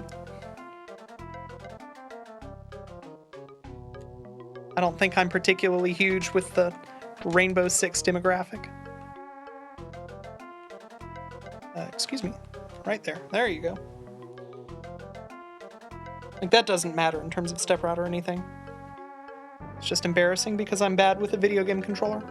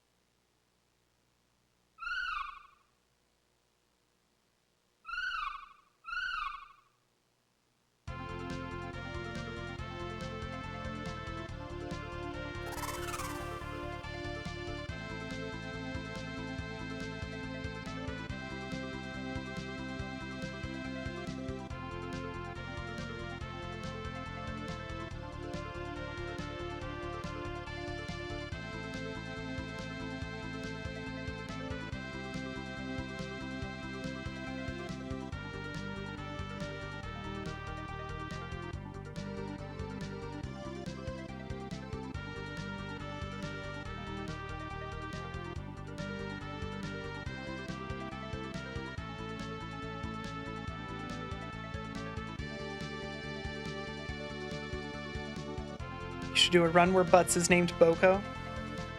The story of Boko and Boko. Such a good idea. Bad Road, you need to do it.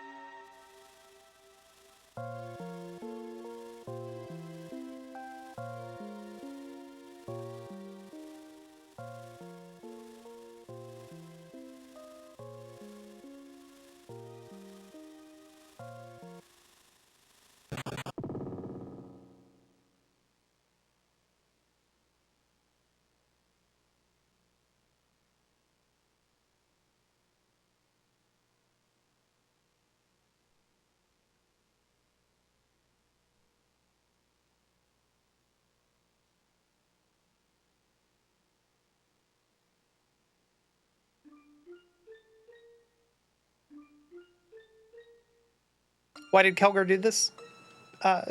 Because he thought that Butts was in league with X-Death, basically.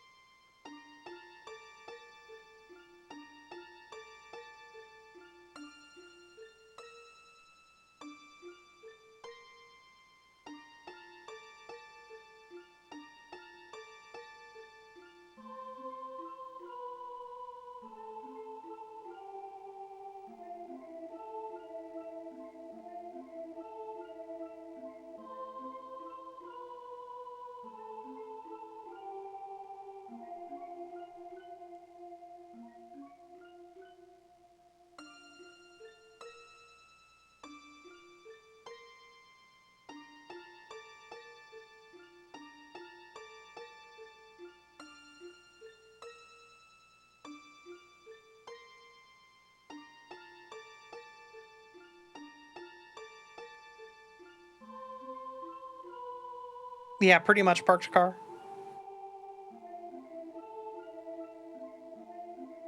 Only X-Death's buddies would ever allow the crystals to break. Thankfully, World 1, they knew about the crystals all along, and how they were a crystal prison for X-Death. They just decided that X-Death is a buddy.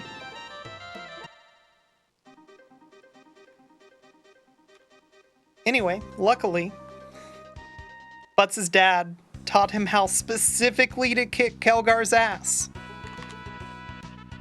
And so he did.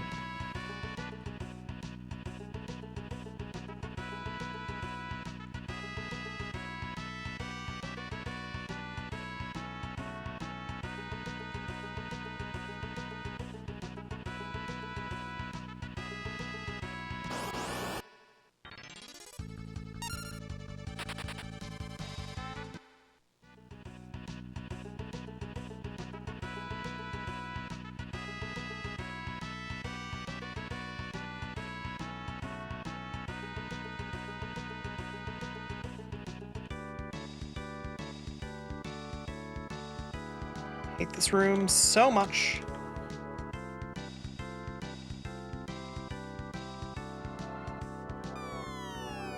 That movement in particular doesn't look like it, but there's like a dozen different ways that you can get caught on the bones and lose your step route.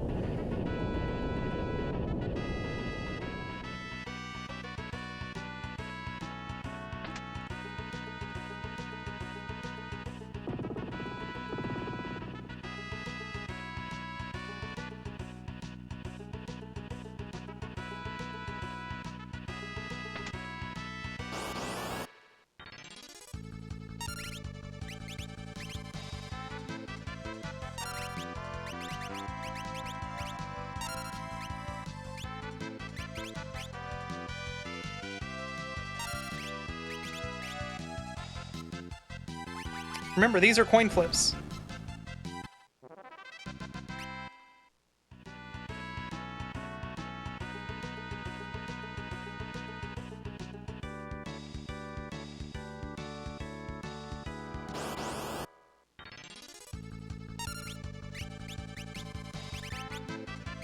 Oh my god.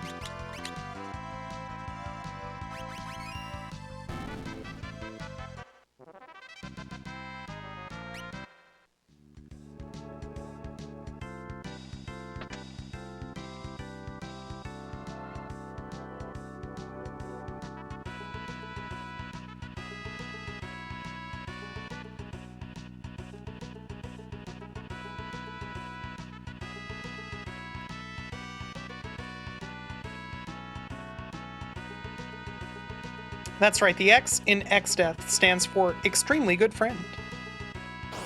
This is known.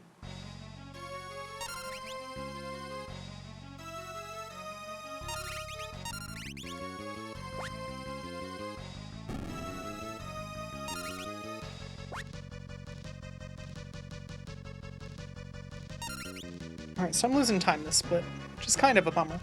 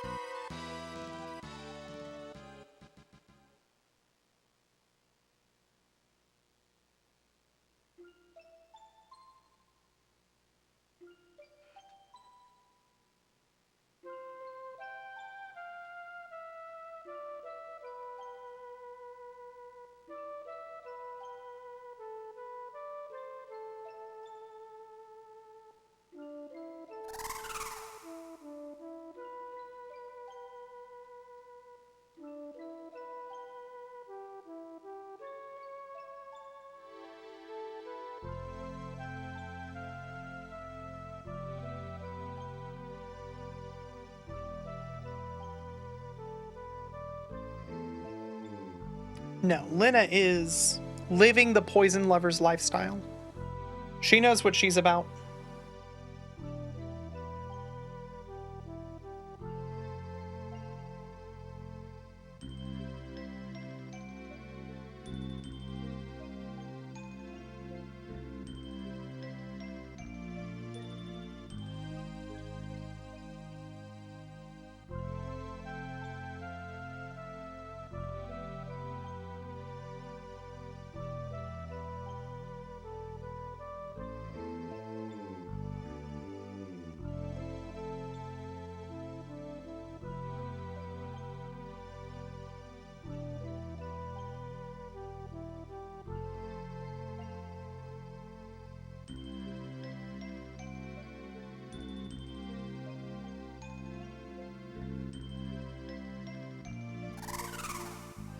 You thought this must be an in-joke. Nobody loves poison this much. And then your first playthrough, they even put it in the ending flashbacks twice. Yeah, no, Lena's all about eating poison. It's her favorite food. She loves it. Yum.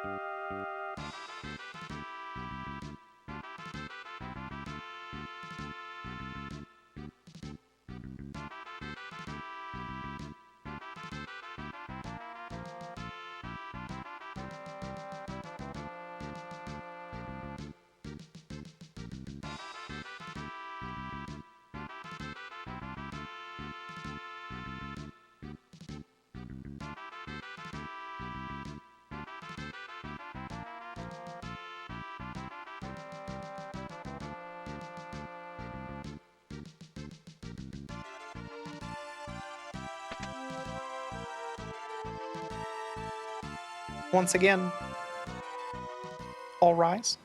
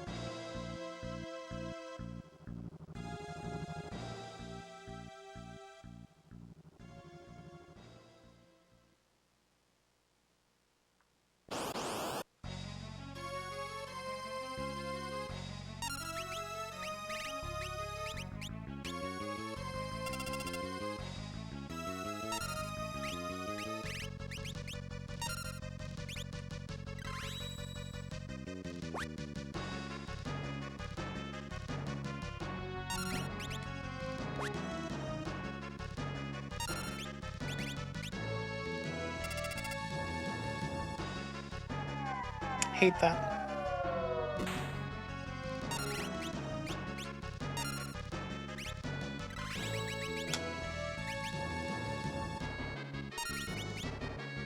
No! Fuck! Okay, is that enough to kill me? We'll see.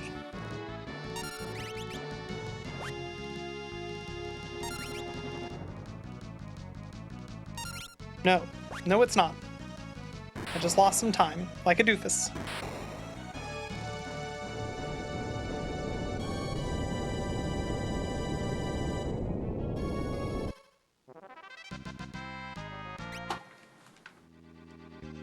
Hate that.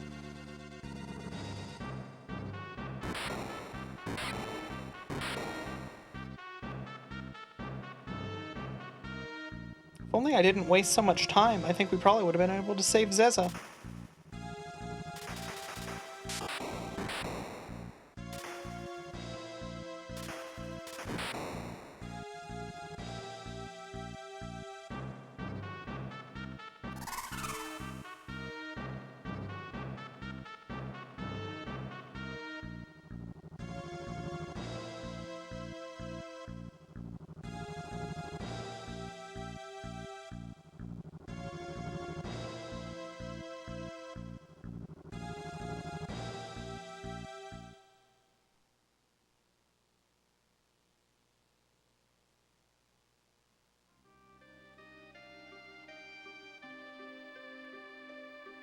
Yeah, Zeza dies on my playthroughs.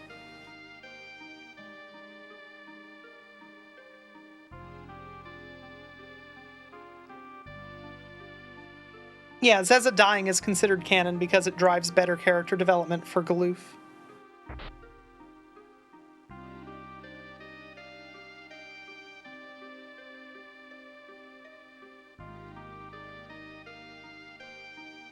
Pirate quaffed too many homemade magic potions and ended up throwing out a ton of money. Yeah, that's pretty much the long and short of it. How's it going on us?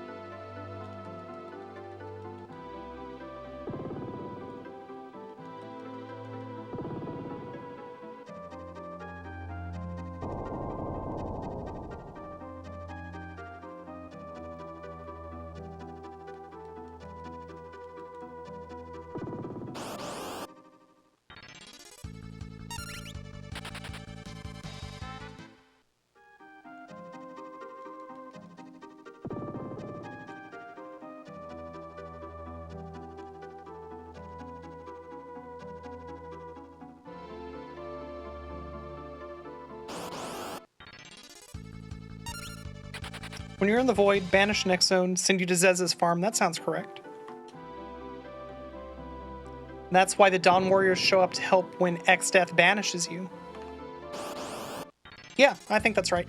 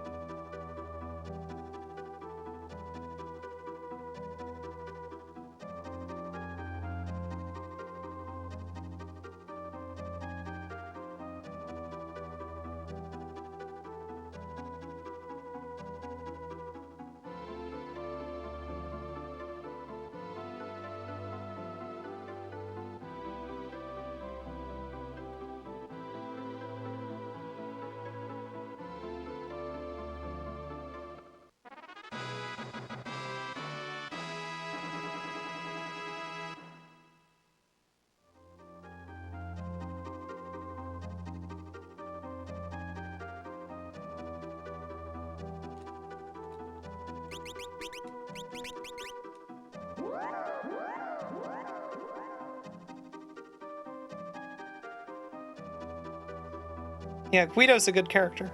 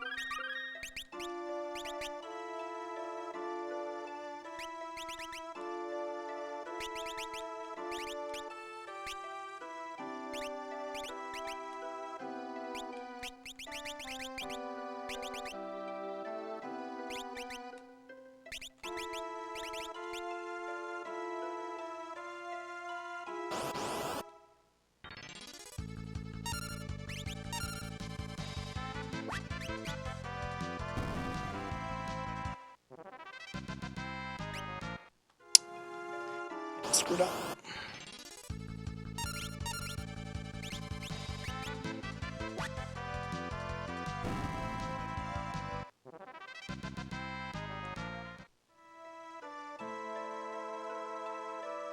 Trying to figure out if I'm ever going to care.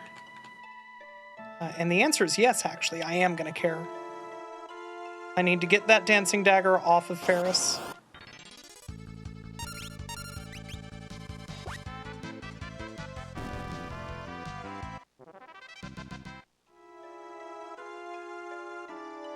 Do it after this cutscene right here.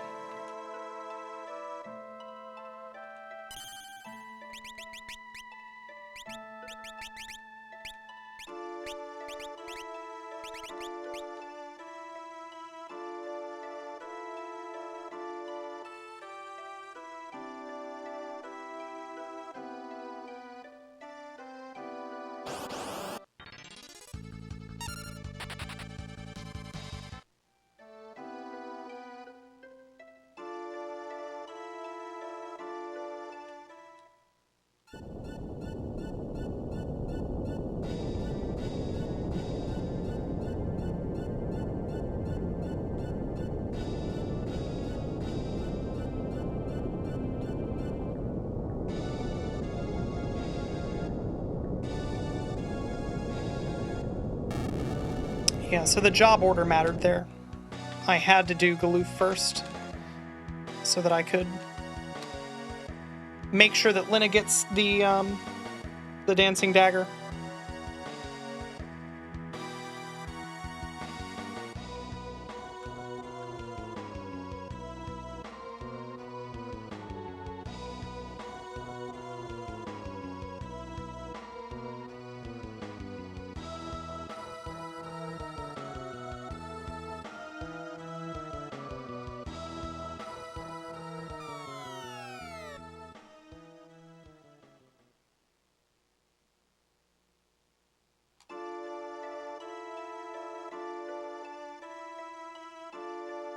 Now we wait.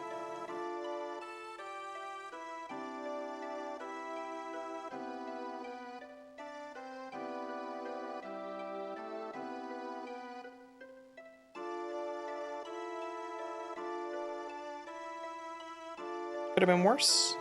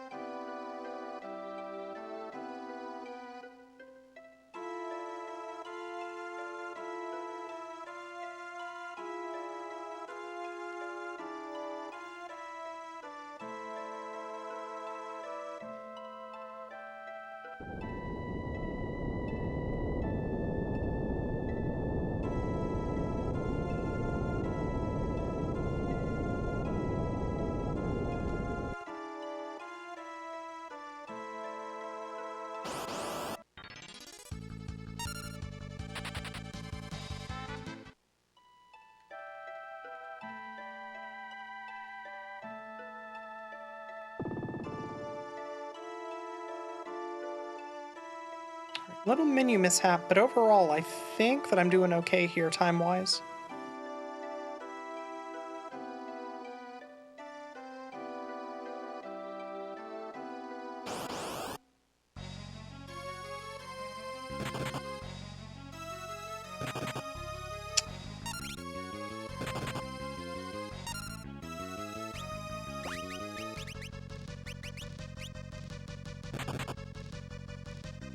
Alright, good.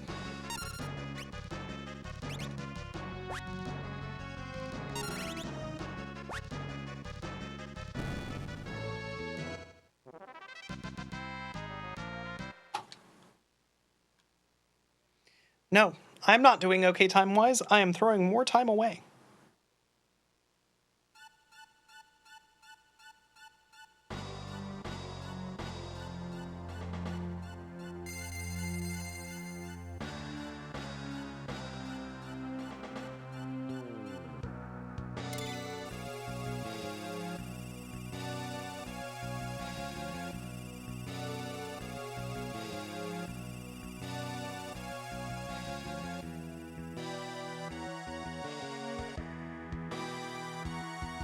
Yeah, that's right. It's not Gil Toss, this is Time Toss. I'm spending time to make my PB fuck off. It's working.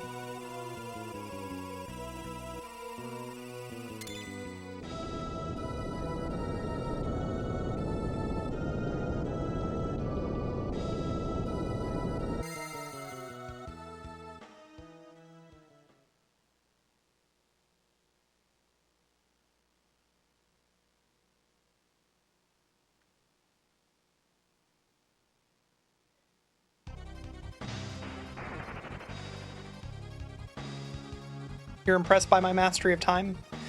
You should be. At this point in the game, I have learned how to leave.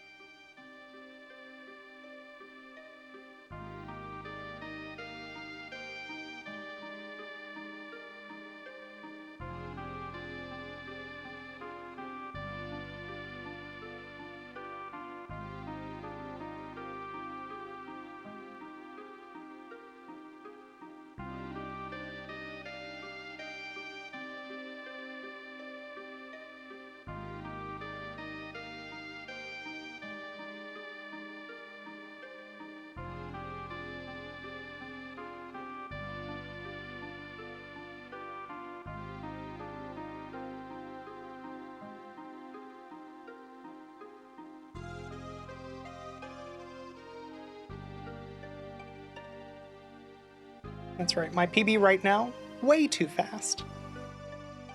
Needs to slow down.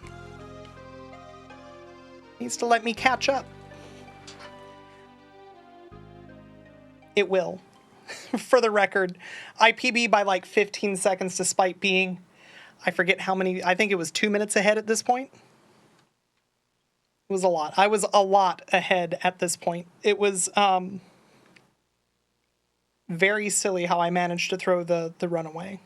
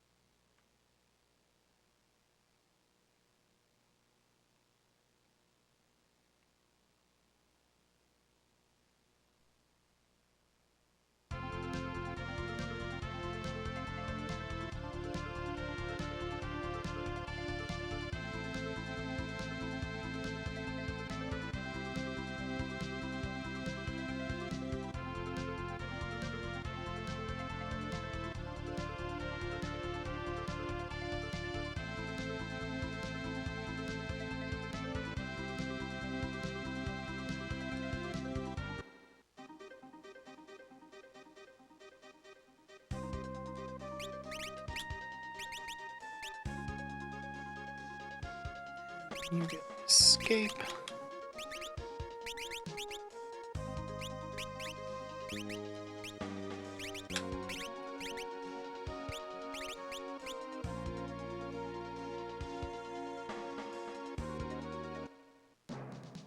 You can use the little guy in Star Wars to cheat at cards.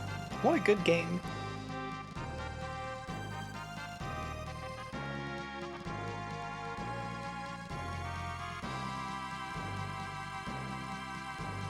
Ugh. Bad movement.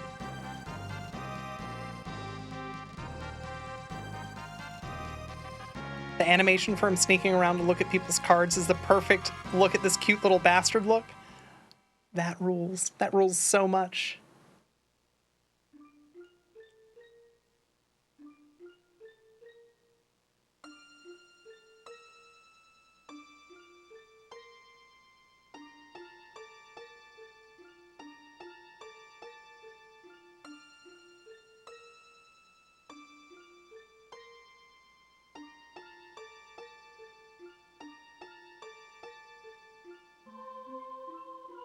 Posting it in the Discord? All right.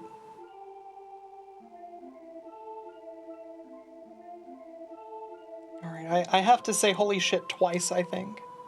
Because, yeah, you're right. That is the cutest little bastard helping you cheat at cards. I love that. But then I did also just now see Omni posting the pin pineapple apple pin guy explaining that if you have injective and you have surjective bijection,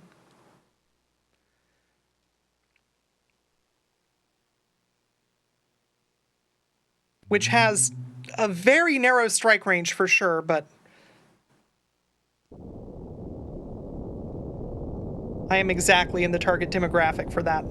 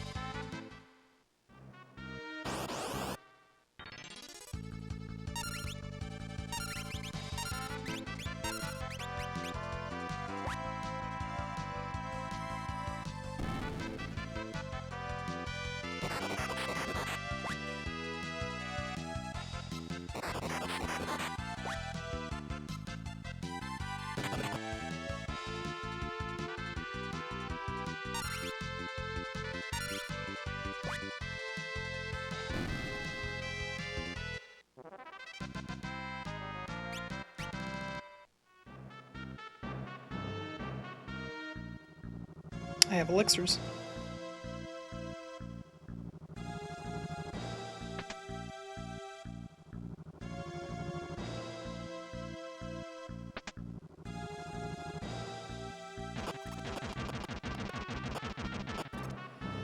Okay, that's fine. I have to be careful now.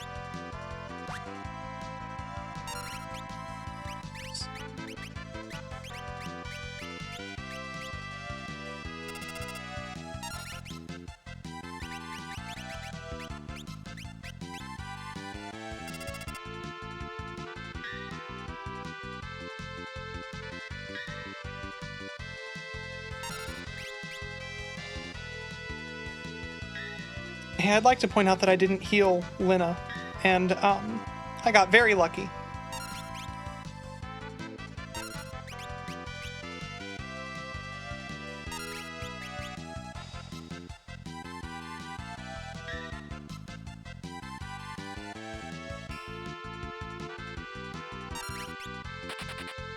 Okay, now I need to not go all the way to the wall.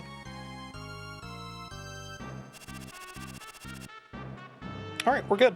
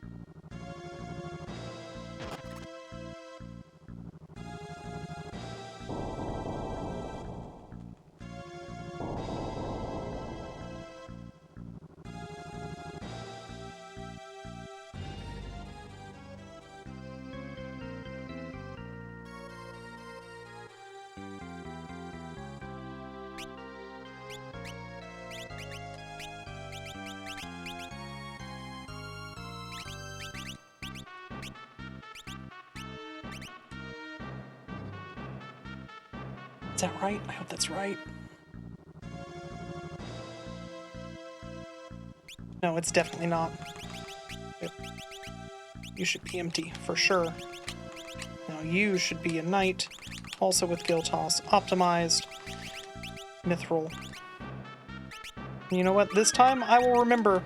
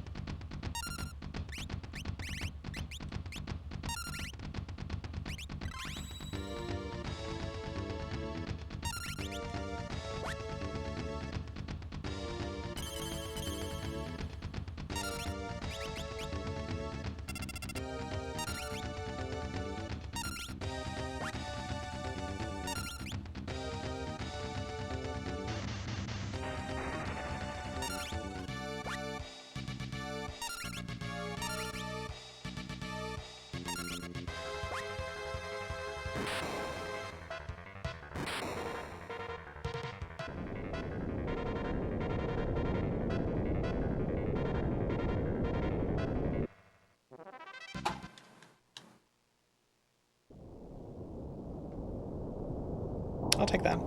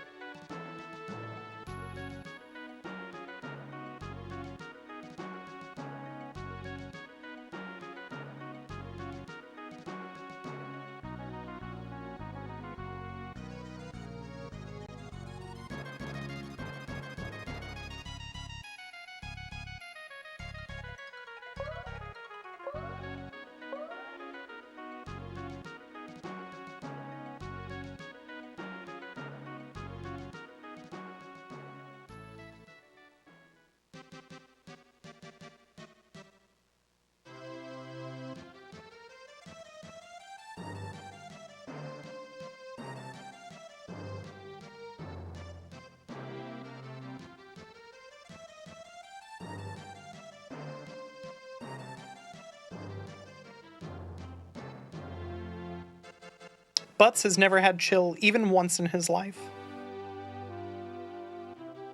There's no reason he's going to start now.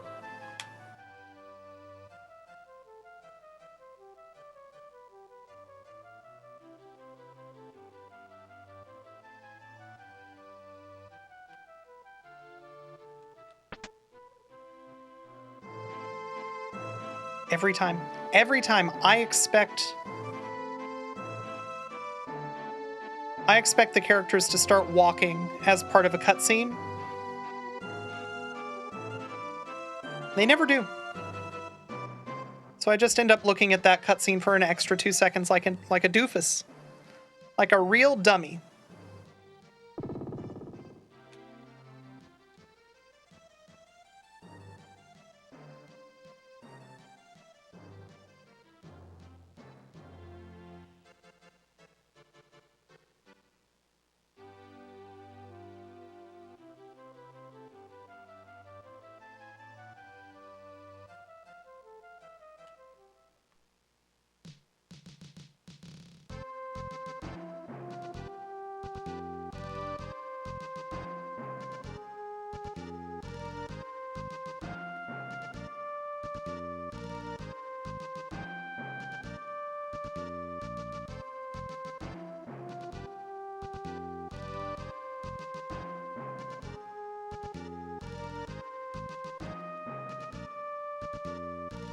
One of the things that I think is really cool is how game designers introduce things that make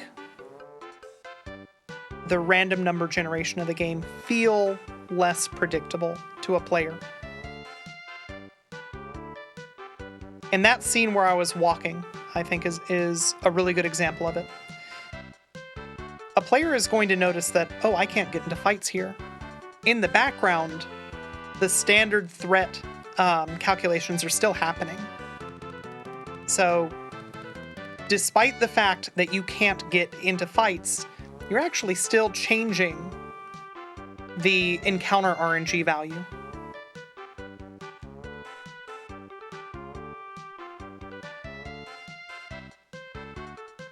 Once you're on Boko, that's no longer true.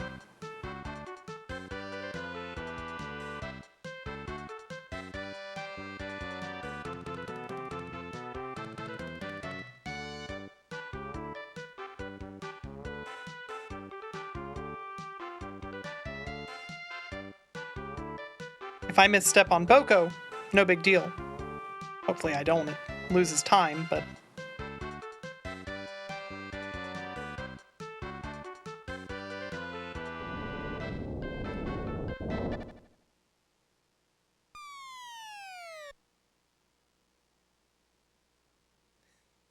Nearm, how's it going? Sometimes you just gotta shove a child? Butts agrees with you. He thinks that that's true.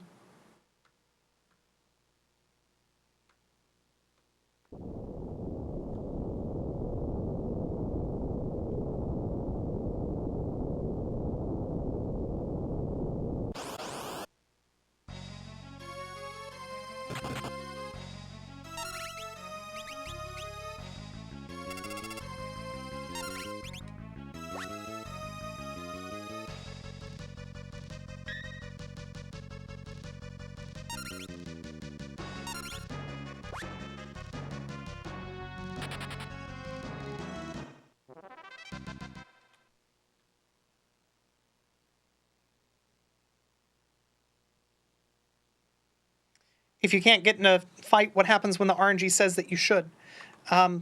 Well, nothing.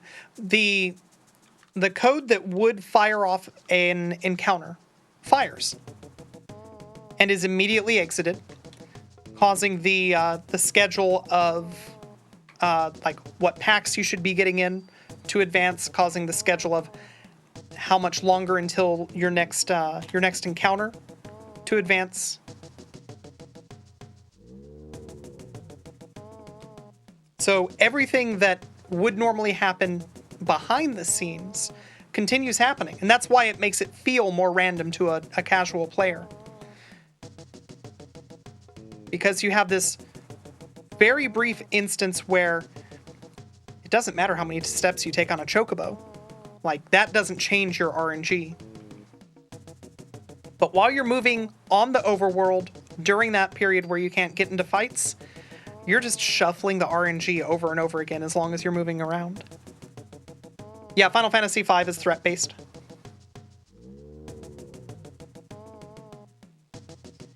It's a little bit more interesting because there's different threat zones. So like Ghost Town is a type of zone, and how many steps you have to take in a ghost town to get into a fight is going to differ compared to how many steps you have to take on the overworld or in a forest. There's one other one on sea.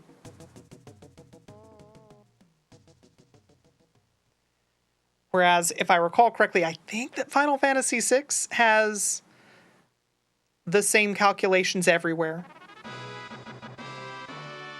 Nefitz, what does threat-based mean? Okay, so every step that I take in on the overworld, in a dungeon, anywhere that's a hostile map, basically,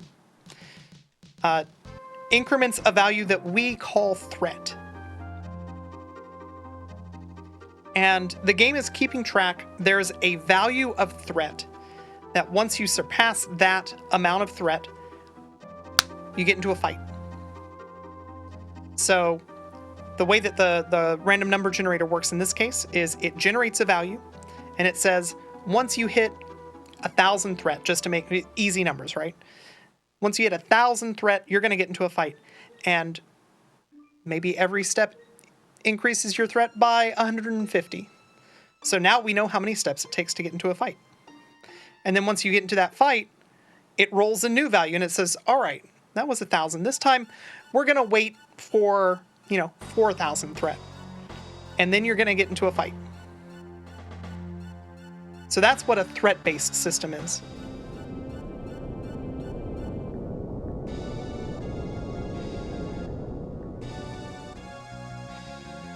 And yeah, Final Fantasy V and VI both use that style of encounter generation, encounter scheduling.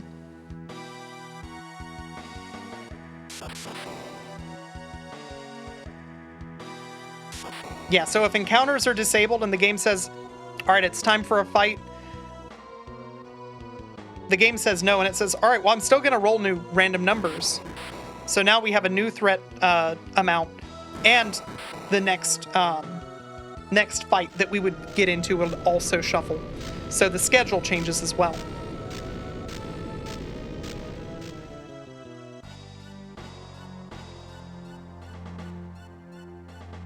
The guy in charge of fights just says, we're out.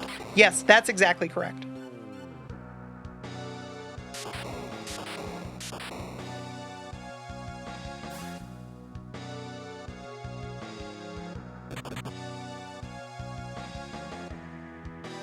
You showed up to the fight store, you said, hey, I want to get a fight. The guy says, I think we're out, let me go check in the back. And he never comes back to you, he just fucks off. Turtle.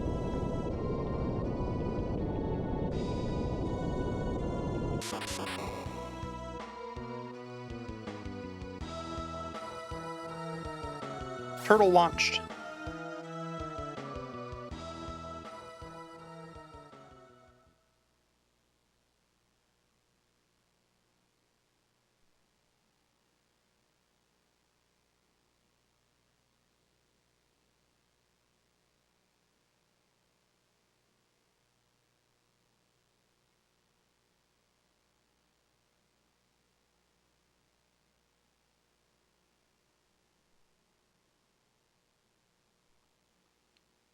All your friends who work retail say that that should be the standard procedure when a customer asks you to check in the back.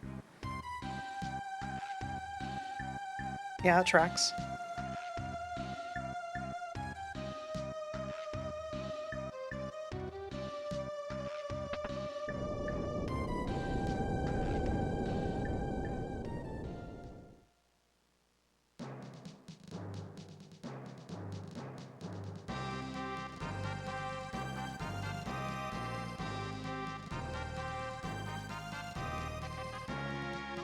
Now I'm trying to think, have I ever asked somebody, will you please go check in the back for me? I don't think that I have.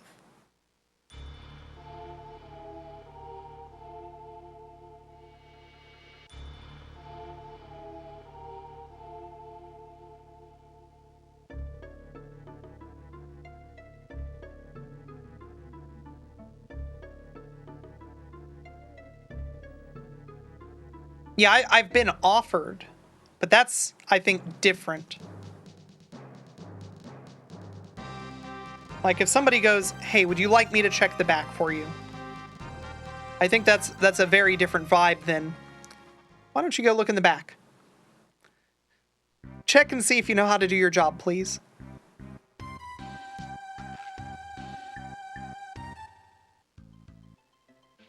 It's half steps, right? I hope so.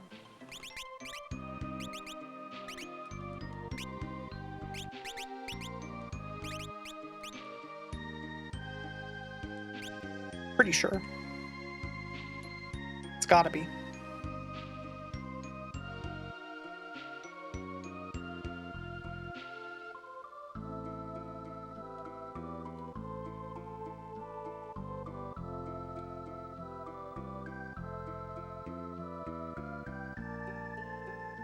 A lot more rare these days with just-in-time delivery stuff. Yeah, that makes sense too.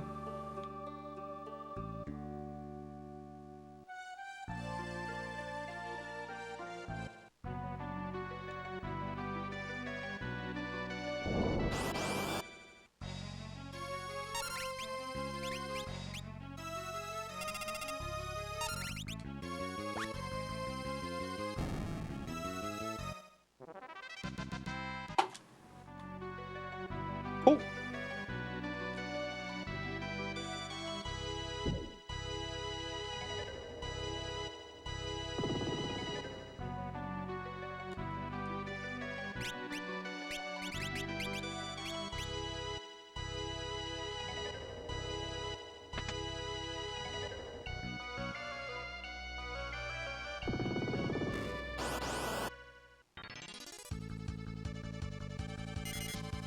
Rude.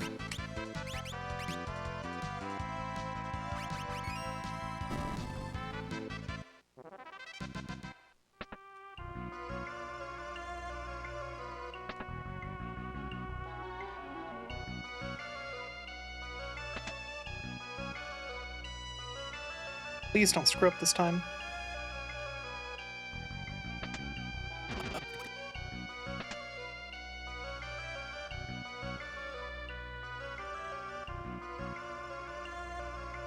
Yes.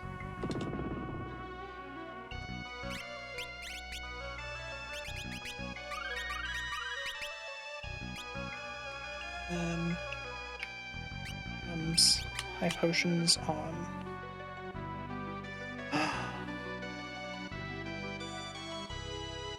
What? No, that's fine.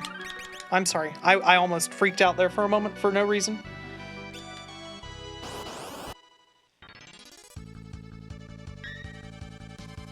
I read that as everybody being at like 70 HP, and I was like, oh no, I screwed up.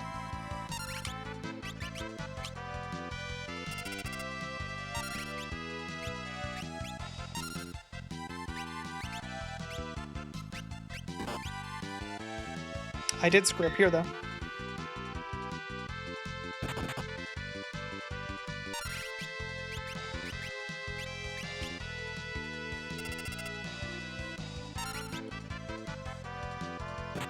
Please stop hitting her, actually. I need to kill y'all. Yep.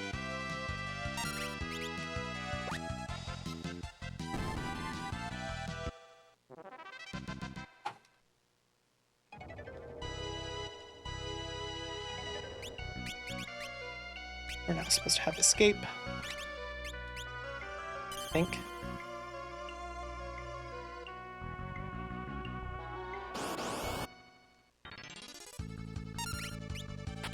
Yes.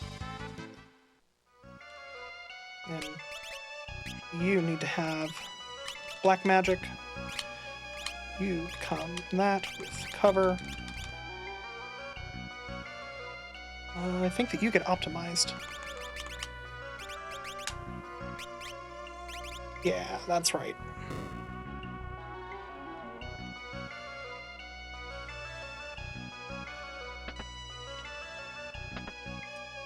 You know, playing an RPG from memory, kind of hard. Yo, Mini-Matt, how's it going?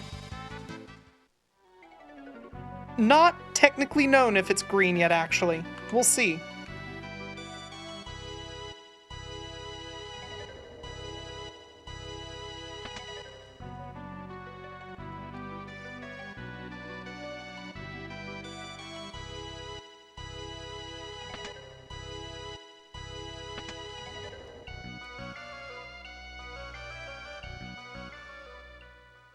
Okay, looking at my PB VOD, I think that I'm green. Mini-Matt, thank you for the raid. Hey, everybody. Are you following Mini-Matt? He is going to... Please, I have been shouting out all of my friends today.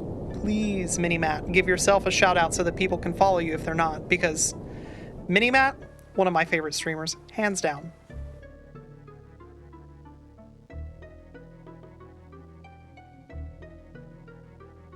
Streamed some Deadlock with Wobbly? Hell yeah. Did some Balatro challenges, now you're big chillin'? That sounds like a good day. Yeah, anybody who's not already following Mini-Matt, one of the best entertainers on Twitch. I know I say that about, like, a handful of people, but that's just because they are the best entertainers on Twitch. Anybody who already follows Mini-Matt can tell you that I'm right. Anubis, how's it going? Good to see you.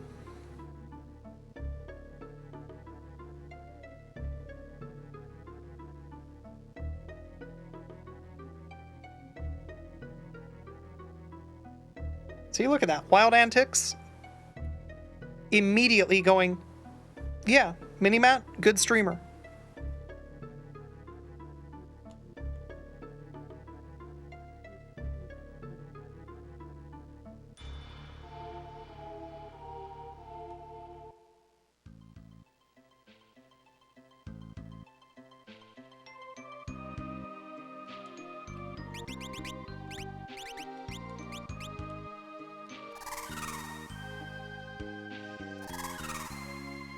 Yeah, you know the cool thing about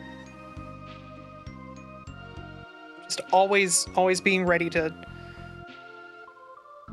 give my friends their due is that it doesn't take that much. Like, it's not hard to do. My friends rule.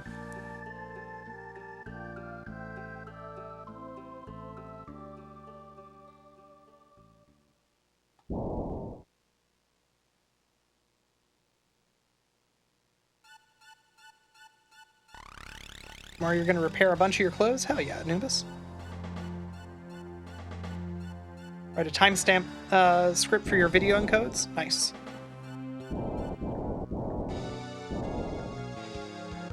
Hell yeah. Everybody deserves to feel good.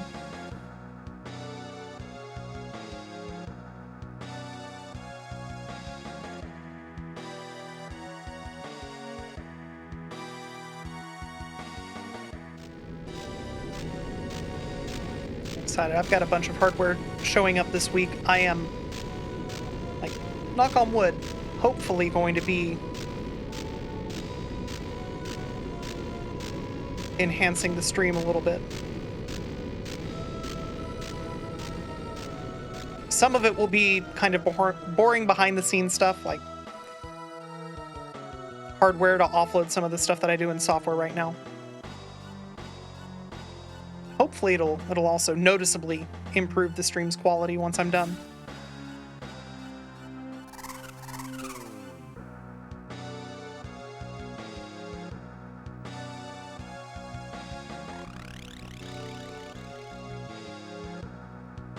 Go up, it's a webcam pointed at a Nixie clock timer. What a good idea.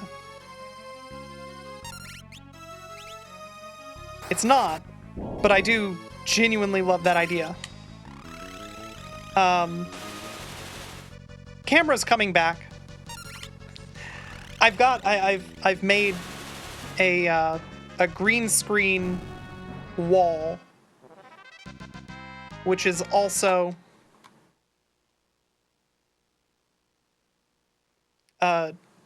acoustic treatment, just sitting behind me.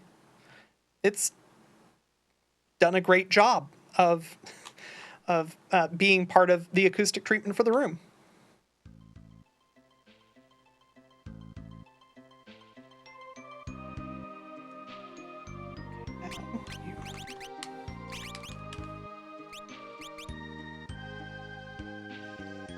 But I would also like it to be, you know, a green screen.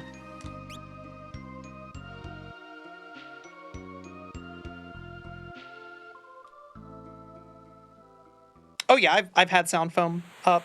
The couple of times that I've shown pictures of my view looking at like my monitors, you can see on the wall behind my monitors that there's also acoustic treatment up.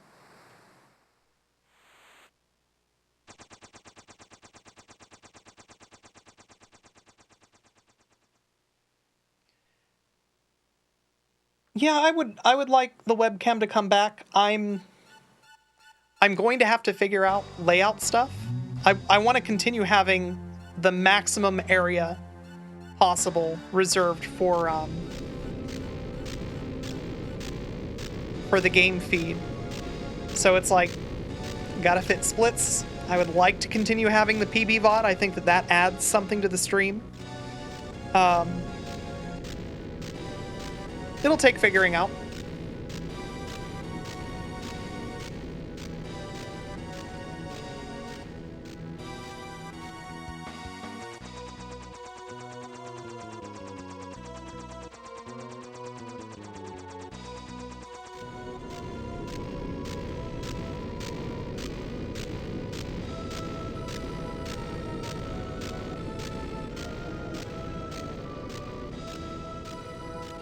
Chop off 4 splits and that's room for a cam. Yeah, that's the thing though, is I've got to chop off 4 splits. That's context that people could have.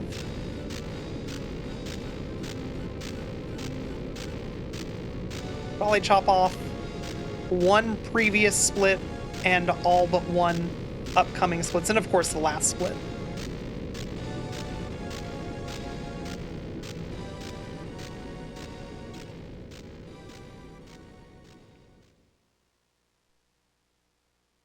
Yeah, this is officially on pace. We'll see if I can keep it. I should have a ton of time save coming up. As long as I don't screw up the step route, tons of time save coming up.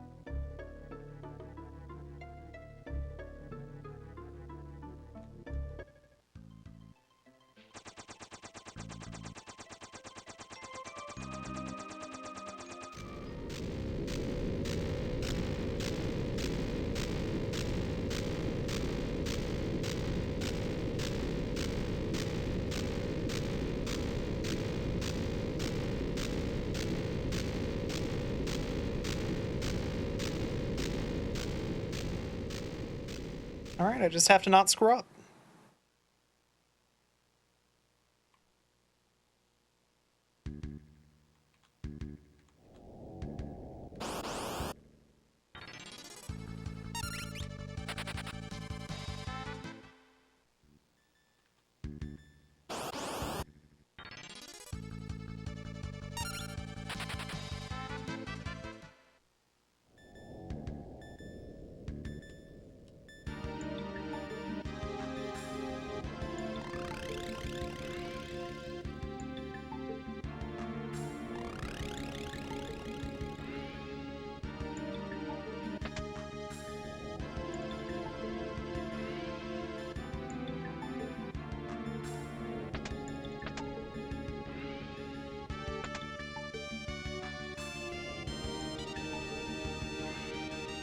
This is my favorite part of the step route. For anybody who doesn't know the step route in this, enjoy.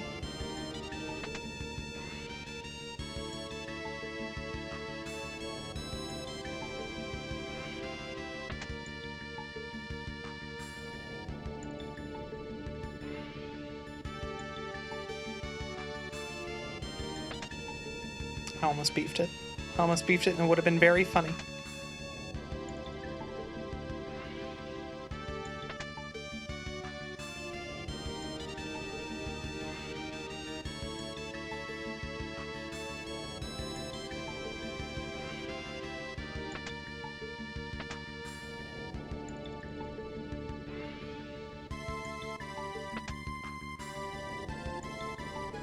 Yeah, it's a nice room. You want to check it out a couple times.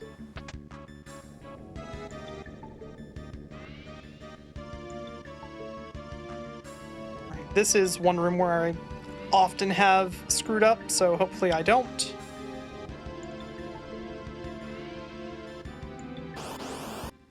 Is that right? I think that's right.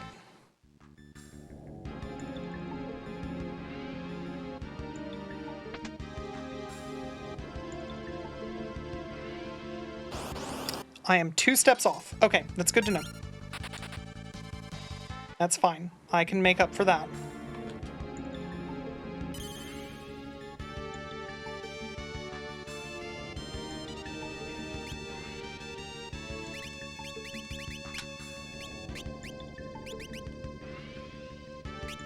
Escape and combine.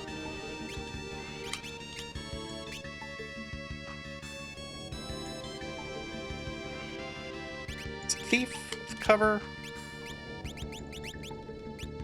Nothing. You become a red mage. Fine. You get nothing but running shoes, I think. And nope. You are going to life, Lina. Lina is...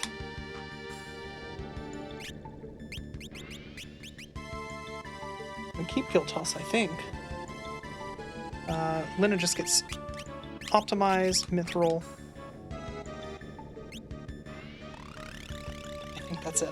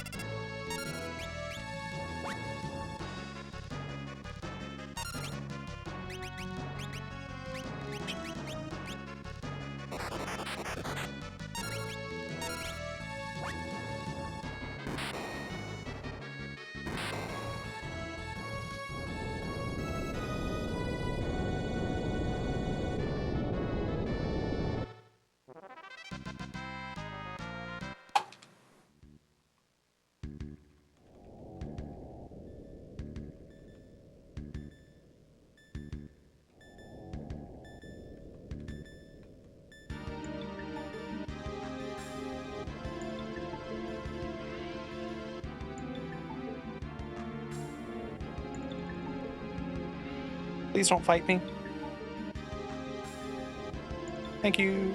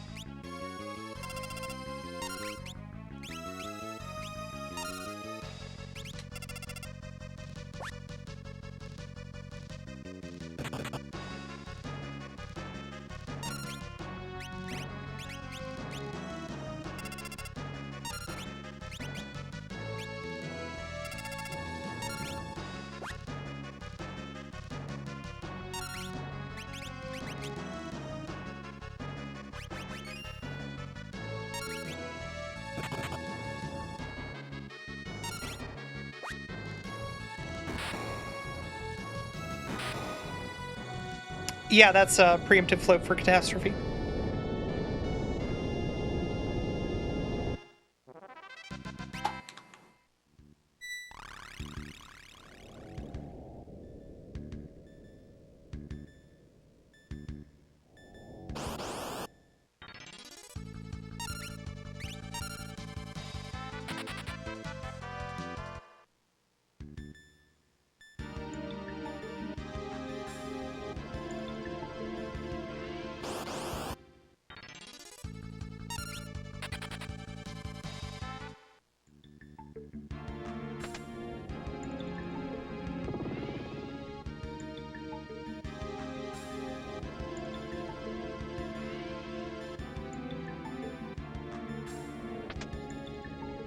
I love the fact that you can talk to catastrophe through the wall.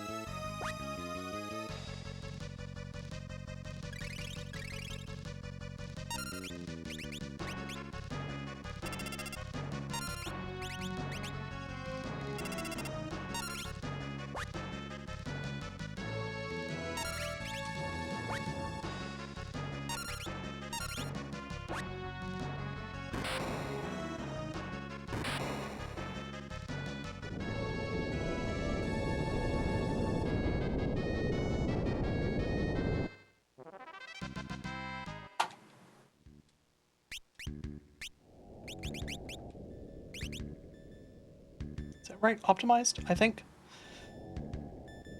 It's gotta be. As Ferris needs. Yeah,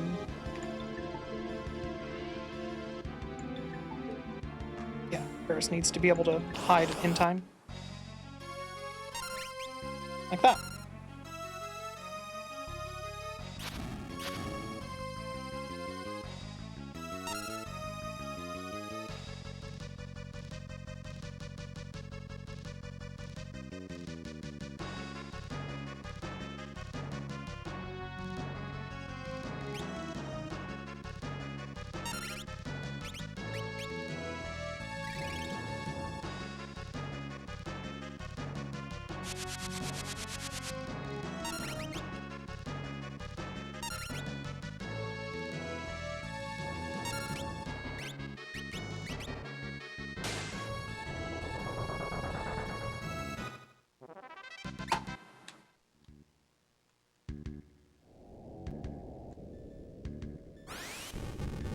You love how flat the KO'd frogs are? Yeah, it's excellent.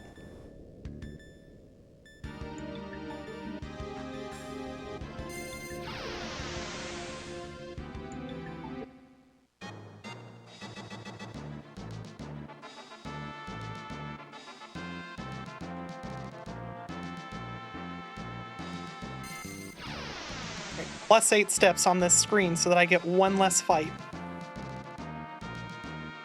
Hey, I remembered. Excellent.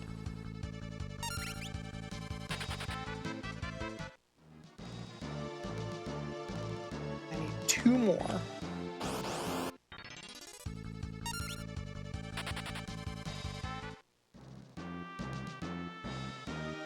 Right here. Yeah, hide just lets you run if you're the only person alive. You're hiding, after all.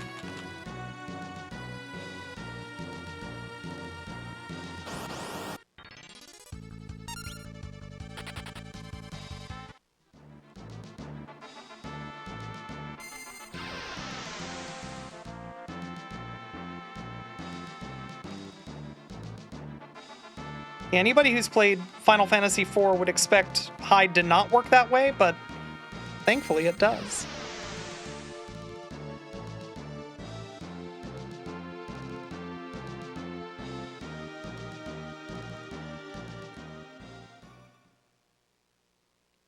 Accidental Shinryu win? Never. It's pretty difficult to accidentally have to fight Shinryu.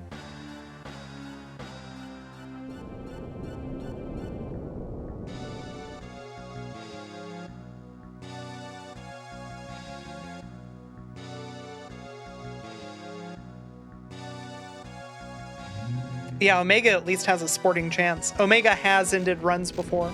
I don't know what it is that causes Omega to either choose to move in a box or to decide to wander around.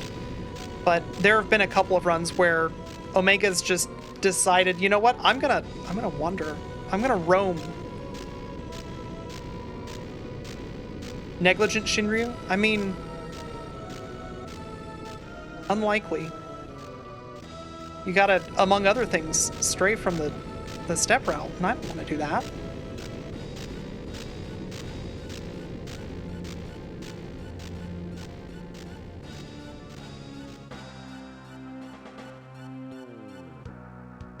Sometimes you're just a little guy who wants to explore the rift. You know what? And especially when they're shaped like frogs, this is a party filled with little guys.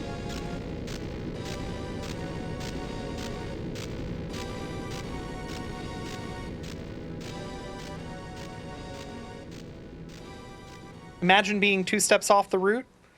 You mean like my PB was? And I got an extra fight because of it?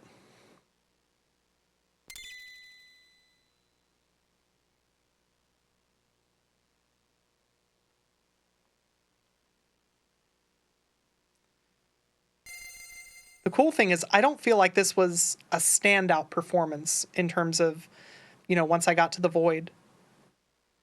So I'm pretty well set up for a decent run starting at World 3.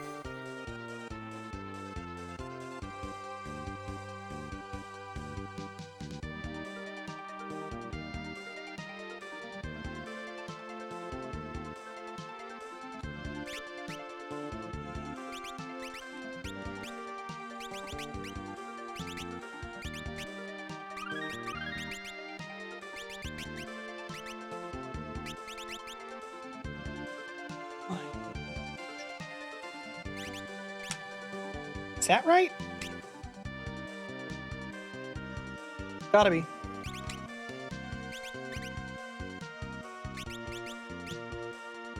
Fine.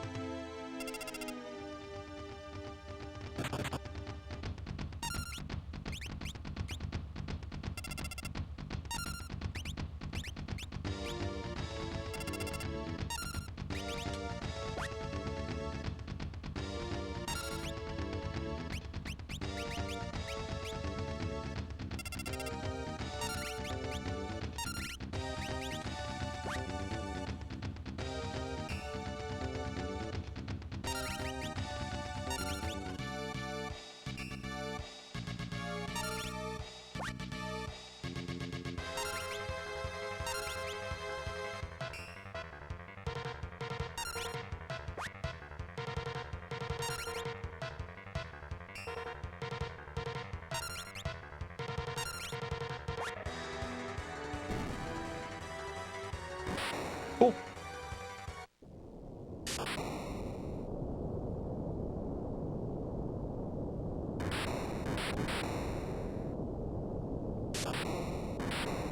Thank you, everyone, for the GGs.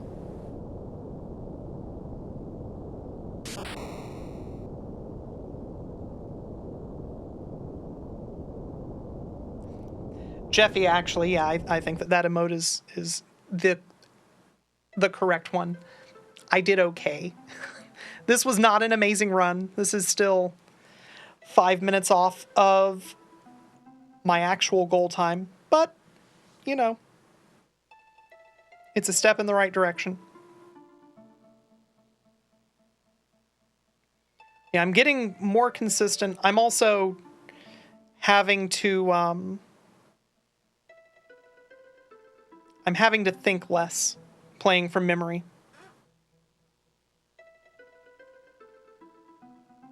And like right now, playing from memory is kind of rough. But ultimately, that's how you get fast, is having it be just something that's internalized.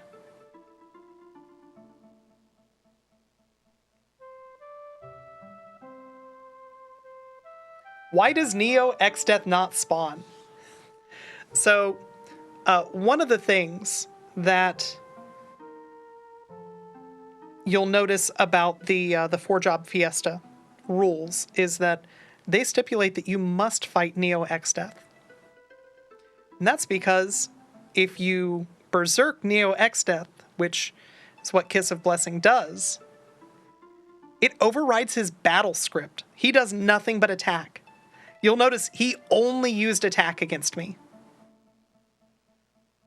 And that's why you use Kiss of Blessing against him.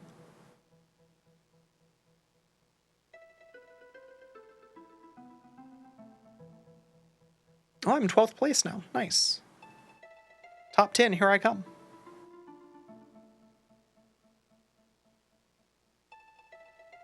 So Neo X-Death is...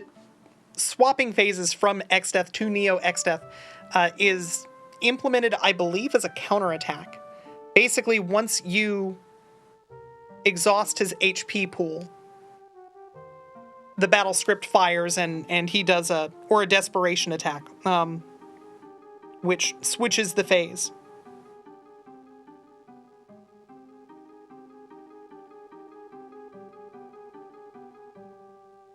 Yeah, Kiss of Blessing also hastes, which is why, because you can't just directly berserk him.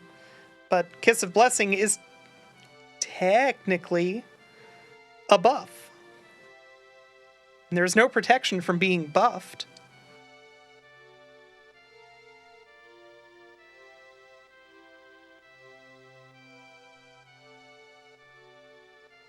AV Answer, thank you very much for the raid. Welcome in, everyone. You're here just in time to watch credits.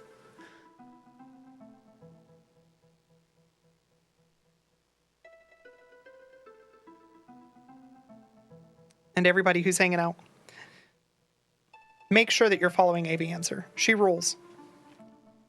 I'm not biased at all in this.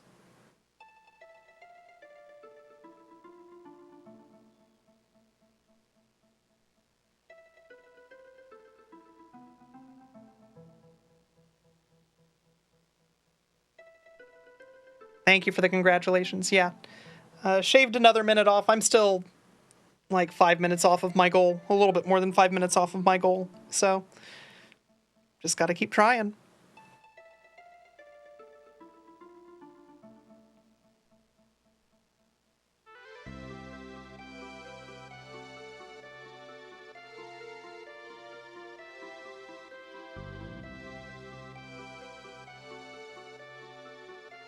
Correct. That means that I got another peanut butter. Being an expat from the States, it's very difficult to find peanut butter basically anywhere else. You'll often find things that are labeled peanut butter. It's a lie. It's always a lie. Even when it's American-style peanut butter, it's still a lie.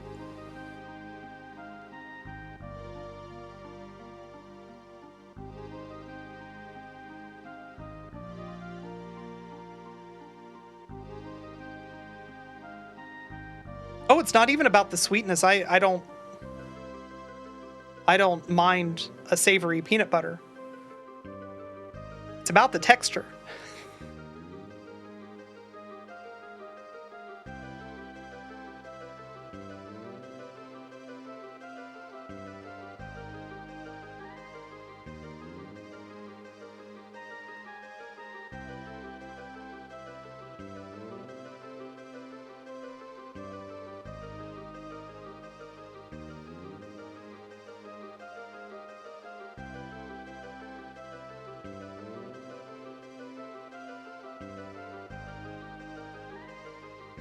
You think you remember Voidburger mentioning something about that? Yeah, that makes sense.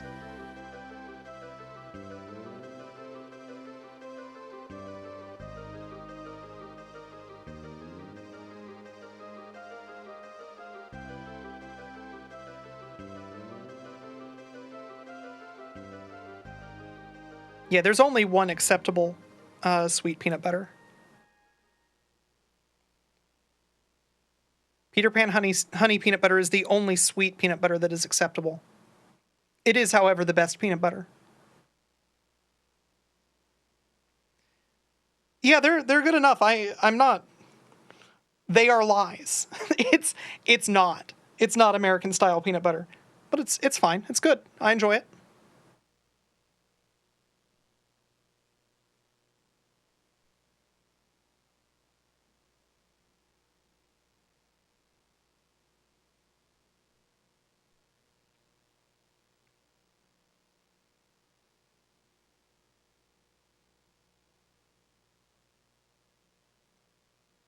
But yeah, for anybody coming in from the raid, I'm Tina. I play video games with a timer running. This is... We're not supposed to tell you this, but it's a really good hack. If you are streaming a video game and you have a timer running, people automatically assume that you're good at the video game. Whatever you do, if there's a timer running, it's more impressive. If you're having a difficult time with the video game, it makes it more tense.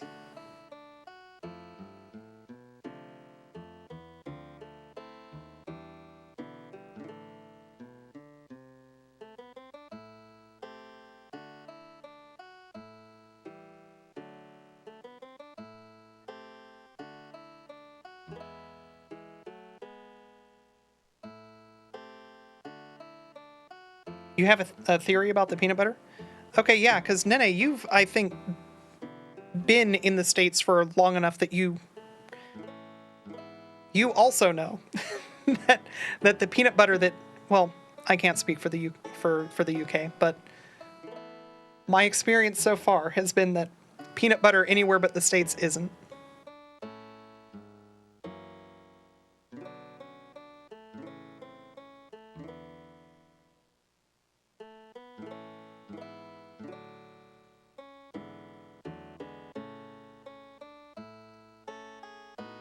Jeffy, yeah, absolutely. You should do more of the streaming a game with the timer running thing.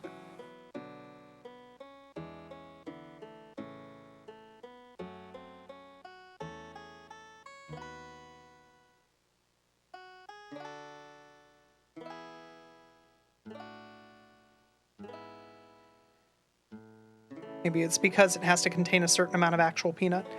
I don't know the ratio used in the US, but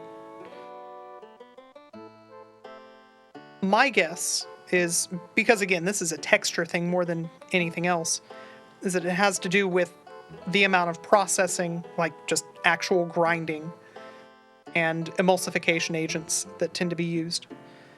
Because another thing that American peanut butter typically doesn't do is separate.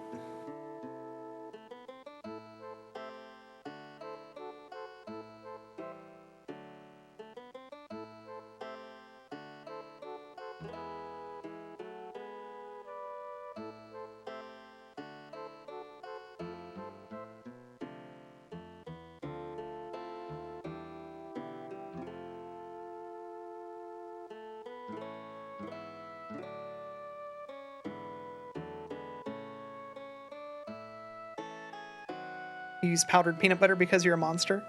Hey, everybody gets to have the thing that they enjoy.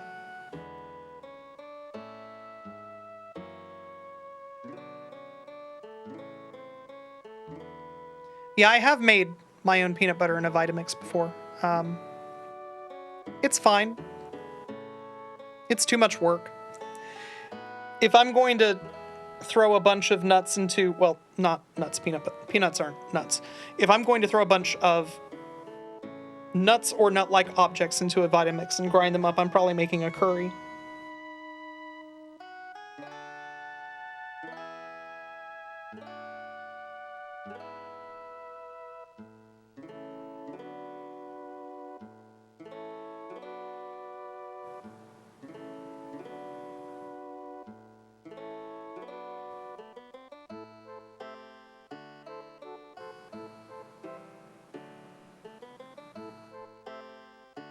Yep, cashew cream for curries is one of my favorite uses for my Vitamix, for sure.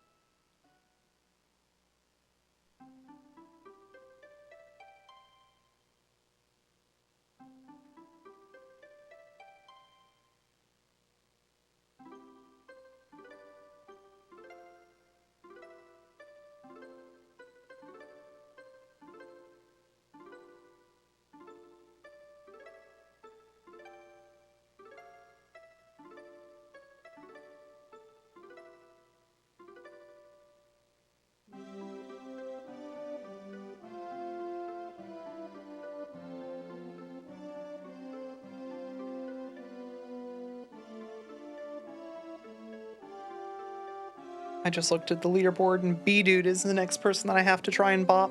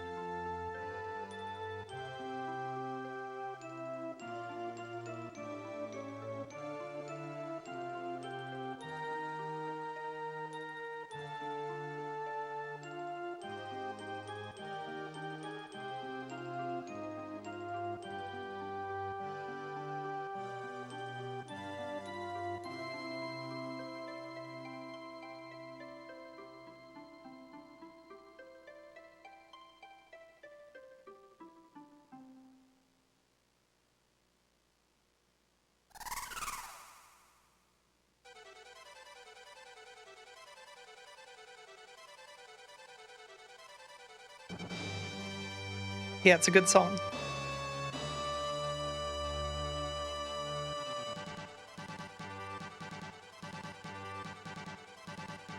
Best song in the franchise.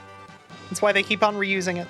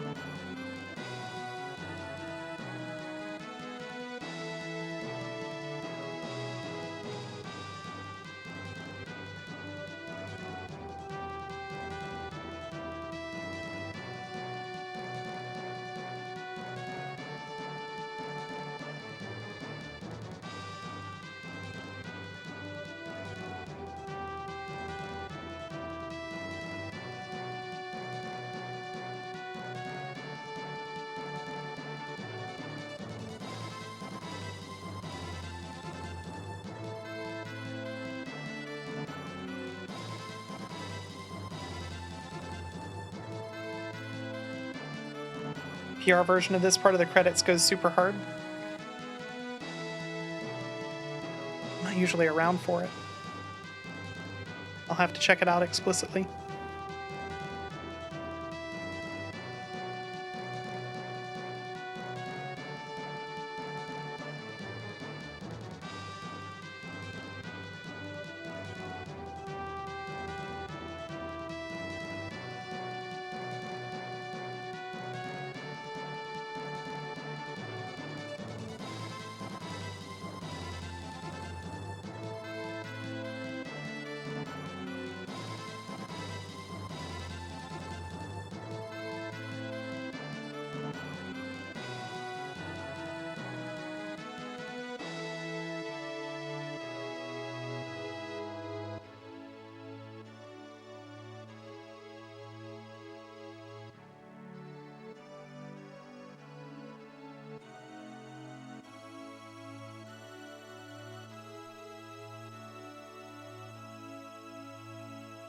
You really like the Windrake's theme.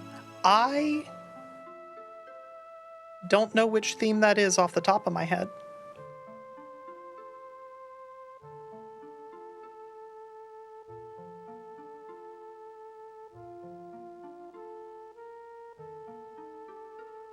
It's the song that just played. Yeah, it's fair. It's a good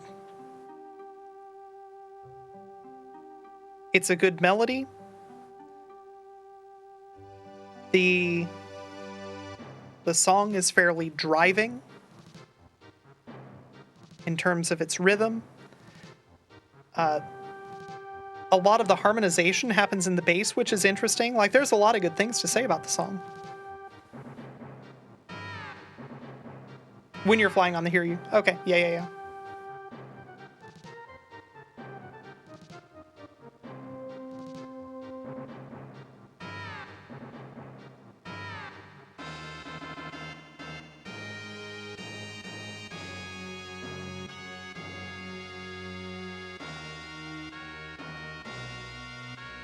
I'm gonna have a hot take. Stand back a moment. I think this Nobuo Uematsu guy is pretty good at making music.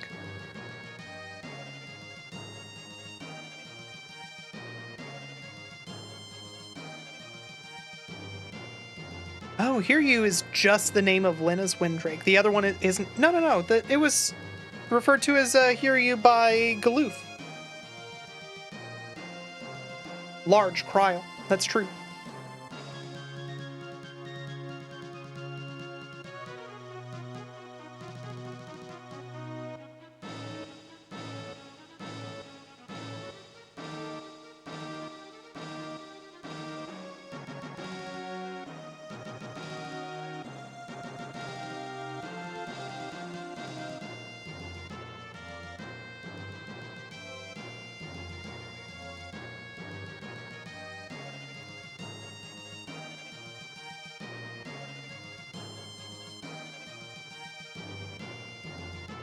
Okay, that's what I thought. That Hiryu was the species name. Just happens to only be one of them in each world, except for the 5 minutes where the two worlds are merged. Yeah.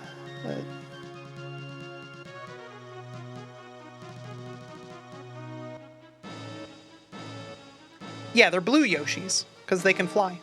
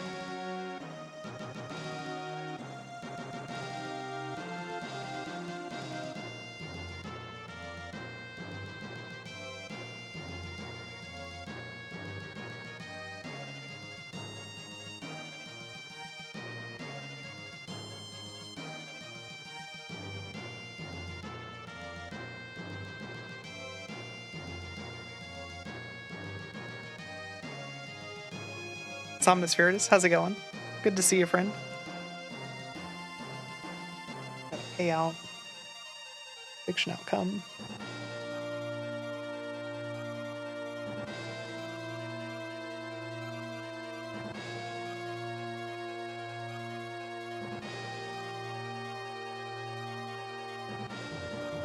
I think that I've got to spread these out a little bit more. I need to add wins versus wins with the PB from now on. Dubs, welcome back. Yeah, PB'd by a little bit over a minute. Hey everybody, are you following Dr. Dubs? One of the last things that I'm going to say in this PB is that I'm going to shout him out, and you should click that button.